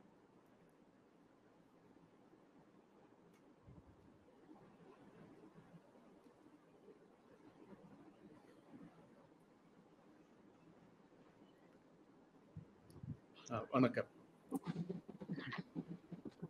Questions please. Madam, civil engineering Tamil medium college of engineering Guindy கேம்பஸ்ல இருக்கு, அது எடுக்கலாமா? எடுக்கலாம் சார், எடுக்கலாம். அவங்க college of engineering doctor Anandavalli college of இன்ஜினியரிங்ல படிச்சவங்க தான். எடுக்கலாம். முனைவர் பட்டம் அங்க படிச்சேன். நிச்சயமா வந்து தமிழ்ல நீங்க தாய்மொழி வழியில படிக்கும் போது நிறைய புரிதல் ஈஸியா இருக்கும். நம்ம வந்து புரிதல்ன்றது எளிமையா இருக்கும். அதே வந்து ஆங்கிலத்துல படிக்கும் போது அத முதல்ல வந்து தமிழ் மீடியத்துல படிச்ச பிள்ளைங்களுக்கு வந்து அதை புரிஞ்சுக்கிறதே கஷ்டமா. அப்போ இந்த மாதிரியான வாய்ப்பு இருக்கும் போது நம்ம பயன்படுத்திக்கலாம். நிச்சயமா சிறப்பு, படிக்கலாம். அடுத்த கேள்வி. What are some good resources for preparing for JEE main? குமார்னு கேட்டிருக்காரு. ப்ரொஃபசர் பல் சொல்லலாம். சார், நிறைய ஆன்லைன் பிளாட்ஃபார்ம்ஸ்ல நீங்க அதுக்கான கொஷினர்ஸ் வித் ஆன்சர்ஸோட இருக்கும். அதை நீங்க டவுன்லோட் பண்ணி ப்ராக்டிஸ் பண்ண ஆரம்பிக்கலாம். பேசிக்கா அவங்க வந்து அவங்களோட பிசிக்ஸ், கெமிஸ்ட்ரி, அவங்க 11th 12th அதுல என்ன படிச்சாங்க அந்த கான்செப்டை வச்சுட்டு ப்ராப்ளம் சால்விங் எவ்வளோக்கு எவ்வளோ நிறைய ப்ராப்ளம் சால்வ் பண்றாங்களோ ப்ராக்டிஸ் கொஷினர்ஸ் வந்துட்டு நிறைய ஆன்லைன் பிளாட்ஃபார்ம்ஸ்ல அவைலபிளா இருக்கு. அதை அவங்க டவுன்லோட் பண்ணி ப்ராக்டிஸ் பண்ணாங்க அப்படின்னாக்கா கிளியர் பண்ணலாம் சார். பேசிக் அவங்களோட 11th and 12th CBSE course content தரவா தெரியணும் அவங்களுக்கு. Maths, physics, chemistry. அடுத்த கேள்வி. Dear sir, what is the impact of artificial intelligence in civil engineering branch? What are the AI tools that students should get expertise? Thanks for all the wonderful session. இது வந்து AI in civil engineering doctor Anandavalli பதில் சொல்லலாம். ஏற்கனவே சொன்ன மாதிரி AI வந்து நான் structural மானிட்டரிங்ல மட்டும் சொல்லியிருந்தேன். இப்போ எங்களுக்கு வந்து நிறைய நம்ம எக்ஸ்பெரிமெண்ட்ஸ் பண்ணுவோம், நிறைய டேட்டா இருக்கும். ஸோ அதை அனலைஸ் பண்றதுக்கும் நம்ம AI யூஸ் பண்ணிக்கலாம். ஒரு பில்டிங்கோட மாடல்ஸ் நிறைய நம்ம ஸ்டடி பண்ணினோம். அதோட முன்னாடி வந்து பீம் இருக்கிறது வேரியஸ் சைசஸ்க்கு பீம்க்கு சார்ட் மாதிரி இருக்கும். ஸோ இதை வந்து நம்ம வந்து ஒரு ஏஐ மாதிரி மாத்திக்கிட முடியும். லேர்னிங் அண்ட் இந்த மாதிரி நிறைய துறைகள் இருக்குது ஏஐ பொறுத்தவரை. ஸோ எனக்கு டூல்ஸ்னா நான் அவ்வளோ எனக்கு டெப்த்ல தெரியாத டூல்ஸ், நிறைய tools are available. So we can use that. Right, சிறப்பு. அடுத்த கேள்வி, what is JOSA counseling and how does it work for BARC admissions? Yeah, joint seat allocation authority, இது JOSA. அவங்க வந்து எனக்கு பெரிய அதுல இணைய வழியில இதுக்கான தகவலை நாம பாத்துக்கலாம்னு நான் நினைக்கிறேன். இல்ல அப்படின்னாக்கா தொடர்பு கொண்டாங்கன்னா இதுக்கான தகவலை என்னால முடிஞ்ச அளவுக்கு நான் பரிமாற ட்ரை பண்றேன், முயற்சி செய்றேன். சிறப்பு. ரைட், அடுத்த கேள்வி. Sir, can a drawing talented people join civil engineering? Please answer the question. படம் வரையறதுல சிறப்பானவர் அவர் சிவில் இன்ஜினியரிங் துறையில் சேரலாமான்னு கேக்குறாரு. நிச்சயமா நிச்சயமா அவங்களோட திறமை தான். முக்கியமா கட்டிட கலையில அவங்க சேர்ந்தாங்கன்னா இன்னுமே பெட்டரா இருக்கும். பி டிசைன், பி பிளான் அதுல சேர்ந்தாங்கன்னா இன்னுமே அவங்களோட கற்பனையை மேம் சொன்ன மாதிரி கிரியேட்டிவிட்டி வானமே இல்லை அந்த காட்டும் பொழுது அவங்க இந்த துறையில தனித்துவமா நிக்கிறதுக்கு வாய்ப்பு இருக்கு. அவங்களோட டிராயிங் திறமை அதிகமா இருக்கும் பொழுது ரெண்டுமே ஈக்குவலி ஆர்கிடெக்சர்ல இன்னும் அவங்களோட திறமையை வெளிப்படுத்த முடியுமோன்னு எனக்கு தோணுது. ஆமா ஆமா, சிறப்பு. அடுத்த கேள்வி, what subjects are important for a career in civil engineering? DRC, design of steel structures. DRC reinforced concrete எப்படி இருக்கும், ஸ்டீல் ஸ்ட்ரக்சர் எப்படி இருக்கும், இது ரெண்டும் தெரிஞ்சாம தான் வாட்டர் ரிசோர்சஸா இருந்தாலும் சரி எல்லா டிபார்ட்மெண்ட்டுக்குமே இது அவங்களோட டேம்ஸோ பிரிட்ஜஸோ டிரான்ஸ்போர்ட்டேஷனோ. Yes ma'am. மெக்கானிக்ஸும் தேவை. மெக்கானிக்ஸ் அது எப்படி ஒரு இது ட்ரான்ஸ்ஃபர் ஆஃப் ஃபோர்சஸ் மெக்கானிக்ஸ் புரிஞ்சாதான் இது எல்லாமே டிசைனும் பண்ண முடியும். அனாலிசிஸ். கேள்வி கேட்டவர் 12ஆம் வகுப்பு மாணவரா இருந்தா பிசிக்ஸ், கெமிஸ்ட்ரி, மேத்தமெட்டிக்ஸ் தெரிஞ்சிருக்கும். அப்புறம் கொஞ்சம் கற்பனை நிறைய வேணும். அது கற்பனை திறன். கரெக்ட். மகிழ்ச்சி. அடுத்த கேள்வி, what are the most promising areas of research in civil engineering? நிறைய சொல்லிருக்காங்க மேடம். எனிவே திரும்ப ஒரு தடவை சம் அப் பண்ணிடுறேன். அது வந்து ஸ்ட்ரக்சரல் இன்ஜினியரிங் கீழ நிறைய பிரான்ச்சஸ்னு சொன்னாங்க. அதுக்கு கீழே நிறைய இருக்கு. என்விரான்மெண்டல் இன்ஜினியரிங்ல நிறைய இருக்குது. அதுக்கப்புறம் வந்து கார்பன் கேப்சர் இந்த மாதிரி அது ஏரியாஸ் இருக்கு. அப்புறம் பில்டிங் சயின்ஸ், ஒரு பிசிக்ஸ், பில்டிங் பிசிக்ஸ் அண்டர்ஸ்டாண்ட் பண்ணி அந்த மாதிரி டிரான்ஸ்போர்ட்டேஷன் இந்த மாதிரி ஏரியாஸ் நிறைய. அதுக்கு கீழே நிறைய பிரான்ச்சஸ் இருக்கு. மோஸ்ட் ப்ராமிசிங்னா இப்போ நீங்க ஸ்ட்ரக்சரல் மானிட்டரிங் ஒரு ஏரியா ரொம்ப ப்ராமிசிங். அப்புறம் கார்பன் கேப்சர் அந்த ஏரியால ஒரு மெட்டீரியல்ல எப்படி கார்பனை கேப்சர் பண்றது. சிறப்பு. அடுத்த கேள்வி, please explain jobs and opportunities in India and abroad. So இந்தியாவை பொறுத்த வரைக்கும் நீங்க எடுத்துட்டீங்கன்னா சிவில் இன்ஜினியரிங் பாத்தீங்கன்னா பிடபிள்யூடி, சிபிடபிள்யூடி இந்த மாதிரி இடத்துல எல்லாம் நிறைய தேவை. இந்தியன் ரயில்வேஸ்ல இந்தியன் ரயில்வேஸ்ல நிறைய ஓப்பனிங்ஸ் இருக்குது. அப்புறம் தெர்மல் பவர் கார்பரேஷன்ஸ் இதுலயும் நிறைய இன்ஜினியர்ஸ் தேவை. எங்கெல்லாம் கட்டடம் இருக்காது அங்கெல்லாம் ஒரு சிவில் இன்ஜினியர் நிச்சயமா தேவையா இருப்பாங்க.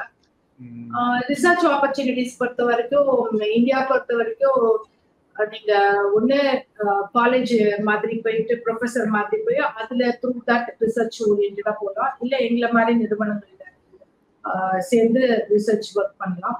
இந்தியா அதே மாதிரிதான் ஃபாரின், எல்லா ஃபாரின் ஆப்பர்ச்சுனிட்டிஸும் ரிலேட்டட் டு திஸ்.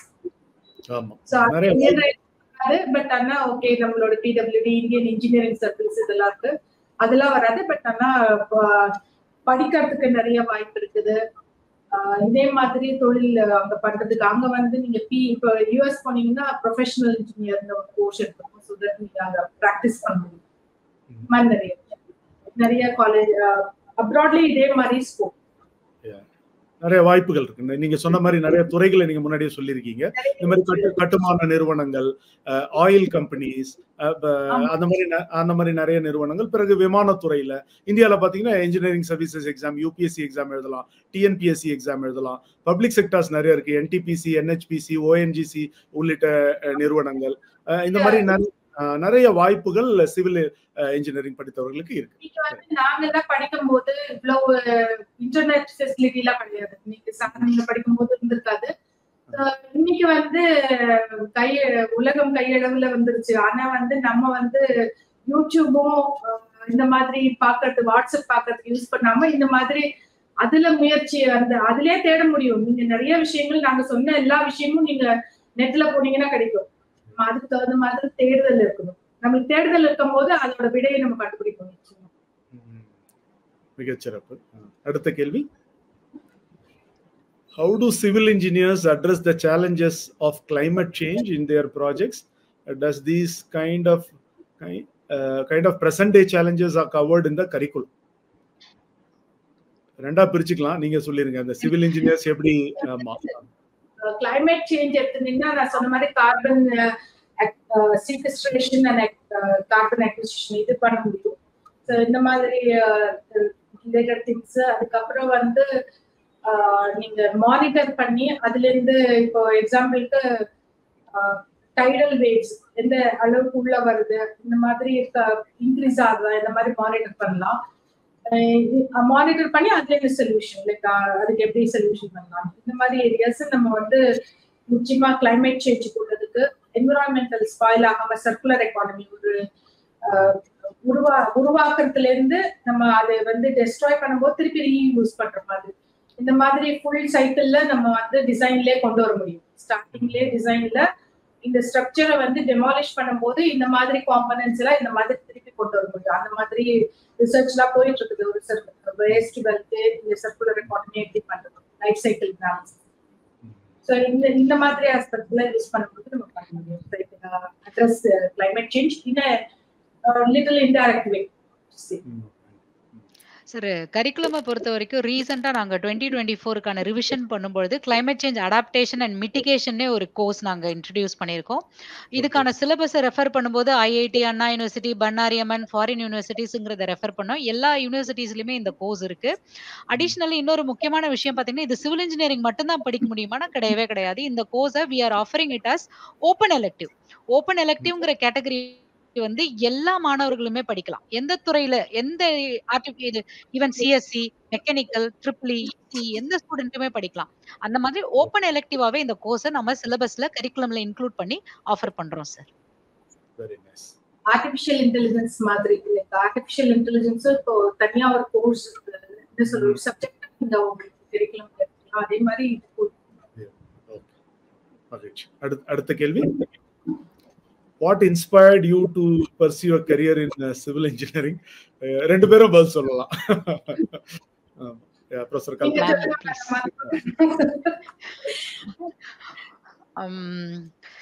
அப்பா அம்மா ரெண்டு பேருமே கவர்மெண்ட் ஜாப். நானும் ஒரு கவர்மெண்ட் ஜாப்ல இருக்கணும், அந்த லெவல்ல இருந்து ஒரு லெவல் அதிகமா இருக்கணும் அப்படின்னு அவங்க ரொம்ப ஆசைப்பட்டாங்க.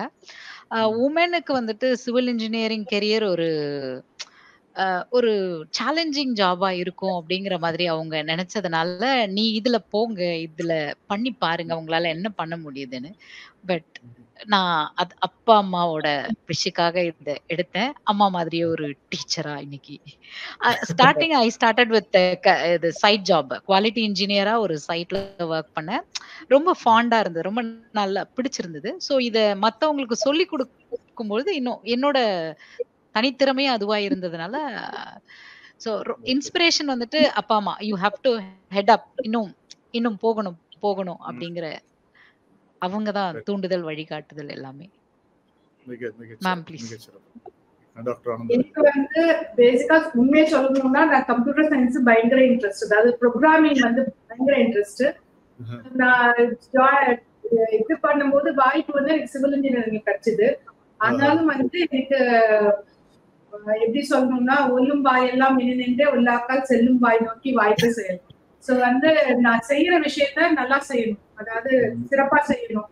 அப்படின்றதுனால வந்து எடுத்தது வந்து சிவில் இன்ஜினியரிங் பிடிக்காதுன்னு இல்ல, பட் அதுல விருப்பம் ஜாஸ்தியா இருந்தது computer science. But civil engineering வந்தாலும் இதுலயும் வந்து எனக்கு அந்த படிக்க படிக்க அதுல ஒரு ஆர்வம் ஏற்பட்டு, அதுக்கப்புறம் அது வந்து நிறைய பேருக்கு இது நம்ம வாழ்வோட தொடர்பு உள்ளது இல்லையா, அதனால இன்னும் மனசு நெருக்கமாயிடுச்சு. அதுலயே நிறைய பண்ணணும் விஷயங்கள்ல. நம்மளுக்கு இந்த நம்மளோட இந்த நம்ம எடுத்துட்ட கரியர்னால ஏதாவது ஒரு பிரயோஜனம் இருக்கணும், அந்த மாதிரி யோசிச்சேன். ஸோ அதுக்கப்புறம் என்னோட பயணம் அதே மாதிரி தொடர்ந்து நான் இந்த நிறுவனத்துல வந்து ஜூனியர் ரிசர்ச் ஃபெலோவா ஜாயின் பண்ணேன். So immediately after my masters degree. So தொடர்ந்து இங்கே அந்த இதுல இருந்தேன். இன்றைக்குன்னு ஒரு 2 வருஷம் ஒரு தொழில் திருப்பி சயின்டிஸ்டா இங்க ஜாயின் பண்ணேன். ஸோ இதுல நிறைய இந்த ரொட்டீன் ஒர்க் இல்ல, இது நிறைய படிக்கணும், டெய்லி அப்டேட் பண்ணிக்கிட்டே இருக்கணும். ஸோ இந்த மாதிரி அதுல கொஞ்சம் ஆர்வம் ஜாஸ்தி இருந்தது. நிறைய தெரிஞ்சுக்கிட்ட நிறைய பேருக்கு சொல்லி கொடுக்கறதுக்கான வாய்ப்பு. மிகச்சிறப்பு. அது ஒரு பார்வையாளர்கள் சார்பிலிருந்து அது கடைசி கேள்வி, ஆனால் அது ஒரு நெகிழ்ச்சியான கேள்வியாகவும் இருந்தது. பேராசிரியர் கல்பனா அவர்களுக்கு அவருடைய பெற்றோர் மூலமாக இந்த துறைக்கு வந்தார் டாக்டர் ஆனந்தவல்லி அவர்கள் கணினித்துறையை எதிர்பார்த்தார், ஆனால் இது கிடைத்தது. ஆனால் கிடைத்த துறையில் நாம் களமாடுவோம் என்று அதில் இறங்கி இப்பொழுது மிகச்சிறப்பாக ஒரு நிறுவனத்தின், ஒரு ஆராய்ச்சி நிறுவனத்தினுடைய தலைமை பொறுப்பில் இயக்குநராக இருக்கிறீர்கள். 2 பேருக்கும் வாழ்த்துக்கள். நான் நிகழ்ச்சி முடிப்பதற்கு முன்பதாக ஒரு கேள்வி நான் 2 பேர்கிட்டையும் கேட்கணும்னு நினைக்கிறேன். நம்ம வந்து பிஜி ஆப்பர்ச்சுனிட்டிஸை பத்தி இன்னைக்கு பேசல. யாரு வந்து யூஜி மட்டும் தான் பேசணும், பிடெக் பிஆர்க் பேசணும். இப்ப சிவில் இன்ஜினியரிங் துறையில பிஜியை ரொம்ப சுருக்கமா சொல்லிருங்க. பட்ட மேற்படிப்பு வாய்ப்புகள் என்ன இருக்கிறது என்பதை ப்ரொஃபசர் கல்பனா அவர்கள் சுருக்கமாக சொல்லிவிடும். சார் ஒரு ஸ்லைட்ஸோட ஹெல்ப் எடுத்துக்கலாமா sir? I can show it. PG ஏன்னா நிறைய கோர்சஸ் இருக்கு சார், லிஸ்ட் பண்ணணும் அப்படின்னாக்கா நிறைய கோர்சஸ் இருக்கு. இப்போ ஆர்கிடெக்சர் ரிலேட்டடா பாத்தீங்க அப்படின்னாக்கா மாஸ்டர்ஸ் இன் ஆர்கிடெக்சர் பண்ணும்போது ஜெனரல் மாஸ்டர்ஸ் இன் ஆர்கிடெக்சர் பண்ணலாம், இல்ல masters in landscape, masters in environmental architecture, masters in digital architecture, இன்னும் எக்ஸெட்ரா இந்த மாதிரி ஆர்கிடெக்சர்ல பண்ணலாம். சிவில் இன்ஜினியரிங் வரும்போது நிறைய நம்ம திரும்ப பேசின விஷயங்கள் மேமோட ஸ்லைட்ஸ்ல நிறைய நம்ம பார்த்துப்போம். Structural, Jio technical, transportation, water resources, construction, அது அளவில்லாம இன்னும் நிறைய போயிட்டு இருக்கு சார். எம்இ எம்ஆர்க் இது மட்டும் தான் இருக்கு அப்படி கிடையாது. எம்எஸ்சியும் இருக்கு, மாஸ்டர்ஸ் இன் சயின்ஸும் நீங்க எடுத்து படிக்கலாம். அதுலயும் பாத்தீங்க அப்படின்னாக்கா civil engineering, environmental engineering, urban planning வந்து ஆர்கிடெக்சர் முடிச்சவங்களும் படிக்கலாம், சிவில் இன்ஜினியரிங் முடிச்சவங்களும் படிக்கலாம். ஆர்கிடெக்சர் அண்ட் அர்பன் பிளானிங் அப்படிங்கிற மாதிரி எம்எஸ்சி கேட்டகரியில இது மாதிரி இன்னும் நிறைய கோர்சஸ் இருக்கு. அதர் தென் திஸ் நீங்க டைரக்டா மாஸ்டர்ஸ் கோர்ஸ் வேற என்ன இருக்குன்னு பாத்தீங்க அப்படின்னாக்கா எம் பிளான் ஆர்கிடெக்சரும் பண்ணலாம், சிவில் இன்ஜினியரிங் பண்ணலாம். எம் டிசைன் ஆர்கிடெக்சரும் பண்ணலாம், சிவில் இன்ஜினியரிங் பண்ணலாம். MURP masters in urban and rural planning. அதுக்கப்புறம் masters in fine arts architecture students அந்த CUET common university entrance exam எழுதிட்டு they can apply for masters in fine arts கூட பண்ணலாம் sir. ME MTech இதுக்கெல்லாம் வந்துட்டு TANCET gate score வச்சு அவங்க பண்ணலாம் சார். அதுக்கான என்ட்ரன்ஸ் எக்ஸாம்ஸ் இருக்கு. மேக்ஸிமம் எல்லா மாஸ்டர்ஸ் கோர்சஸ்க்குமே என்ட்ரன்ஸ் எக்ஸாம்ஸ் இருக்கு. Very easy. ஃபீஸ் ஸ்ட்ரக்சர் பாத்தீங்க அப்படின்னாக்கா யூஜி அளவுல இல்ல, பிஜி வந்து கம்மியா தான் சார் இருக்கு. Less than 20K approximately 17 to 20K per இயர்க்கு நீங்க கவர் பண்ணலாம் சார். மோஸ்ட் ப்ராபபிலி 2 years கோர்ஸா தான் இருக்கு, ரேர்லி 3 years கோர்ஸ். மகிழ்ச்சி, சிறப்பு. நிகழ்ச்சியினுடைய இறுதி பகுதிக்கு வந்திருக்கிறோம். இப்பொழுது நீங்க 2 பேருமே வந்து துறை சார்ந்த பல புதிய தகவல்களை படிப்பு சம்பந்தமாக நீங்க பேசினீங்க. ப்ரொஃபசர் கல்பனா அவர்கள் படிப்பு தொடர்பான என்ன படிப்புகள் இருக்கிறது, கல்லூரிகள், கட்டணங்கள் என்று கல்வி தொடர்பான பல தகவல்களை நீங்கள் பகிர்ந்து கொண்டீர்கள். டாக்டர் ஆனந்தவல்லி அவர்கள் இங்க இருக்கக்கூடிய வாய்ப்புகள் என்னென்ன, ஒவ்வொரு துறையிலும், அதுலயும் இவ்வளவு சிவில் இன்ஜினியரிங் துறையில இவ்வளவு பிரம்மாண்டமா விரியுதா அப்படின்னு நம்ம எல்லாம் கண்களை விரித்து பார்க்கிற அளவுக்கு அவர் பல புதிய தகவல்களை, எப்படி புதிய தொழில்நுட்பங்கள் அதில் பயன்படுகிறது என்பதை சொன்னார். பிறகு இதுல பெண்கள் கால் பதிக்க தயங்குகிற துறை. என்ற இணைய அரங்கில் 2 பேரும் பெண்மணிகளாகவே நீங்கள் இந்த துறையை பற்றி பேசியிருக்கிறீர்கள். அதிலும் குறிப்பாக டாக்டர் ஆனந்தவல்லி சொன்னார், அவங்களுடைய நிறுவனத்துல விஞ்ஞானிகளில் 25% பேர் பெண்கள் என்கிற ஒரு முக்கியமான கருத்தையும் பதிவு செய்திருக்கிறார். உங்கள் இருவருக்கும் நெஞ்சார்ந்த நன்றி. பேராசிரியர் கல்பனா அவர்களுக்கும், உங்கள் சார்ந்த உங்களுடைய பொறியியல் கல்லூரிக்கும், டாக்டர் ஆனந்தவல்லி அவர்களுக்கும், ஸ்ட்ரக்சரல் இன்ஜினியரிங் ரிசர்ச் சென்டர் அதில் உள்ள பணியாளர்கள், விஞ்ஞானிகள் அனைவருக்கும் எங்களது வாழ்த்துக்களையும் நன்றியையும் தெரிவித்துக் கொள்கிறோம். நமது மூவரின் சார்பாக இப்படிப்பட்ட தொடர்ந்த பயனுள்ள நிகழ்வுகளை வழங்கி கொண்டிருக்கும் இந்து தமிழ் திசை நாளிதழுக்கு நாம் நன்றியை தெரிவித்துக் கொள்வோம். இந்த நிகழ்ச்சியை வழங்கி கொண்டிருக்கிற விஐடி சென்னை நிறுவனத்திற்கும், உடன் வழங்கி கொண்டிருக்கிற ஈஸ்வரி பொறியியல் கல்லூரி, சவிதா பொறியியல் கல்லூரி, ஆல்பா பொறியியல் கல்லூரி உள்ளிட்ட 3 பொறியியல் கல்லூரி நிறுவனங்களுக்கும் நமது நன்றியை தெரிவித்துக் கொள்வோம். இந்த நிகழ்ச்சியில் முதலில் பதிவு செய்த பார்வையாளர்களுக்கு புத்தக பரிசுகள் அறிவிக்கப்பட்டிருந்தது. இன்னும் சில வினாடிகளில் அந்த பரிசுக்குரியவர்களின் பெயர்கள் திரையில் காண்பிக்கப்படும். உங்களுக்கான புத்தகங்களை இந்து தமிழ் திசை நேரடியாக உங்கள் இல்லங்களுக்கு அனுப்பி வைக்கும் என்கிற சர்க்கரை தகவலோடு மறுபடியும் ஒரு சுவையான, ஒரு பிரயோஜனமான நிகழ்வில் உங்கள் அனைவரையும் சந்திப்போம். அதுவரை நன்றி, வணக்கம். இந்த வாய்ப்பினை எனக்கு ஏற்படுத்தி கொடுத்ததற்கு நன்றி. நன்றி. நன்றி.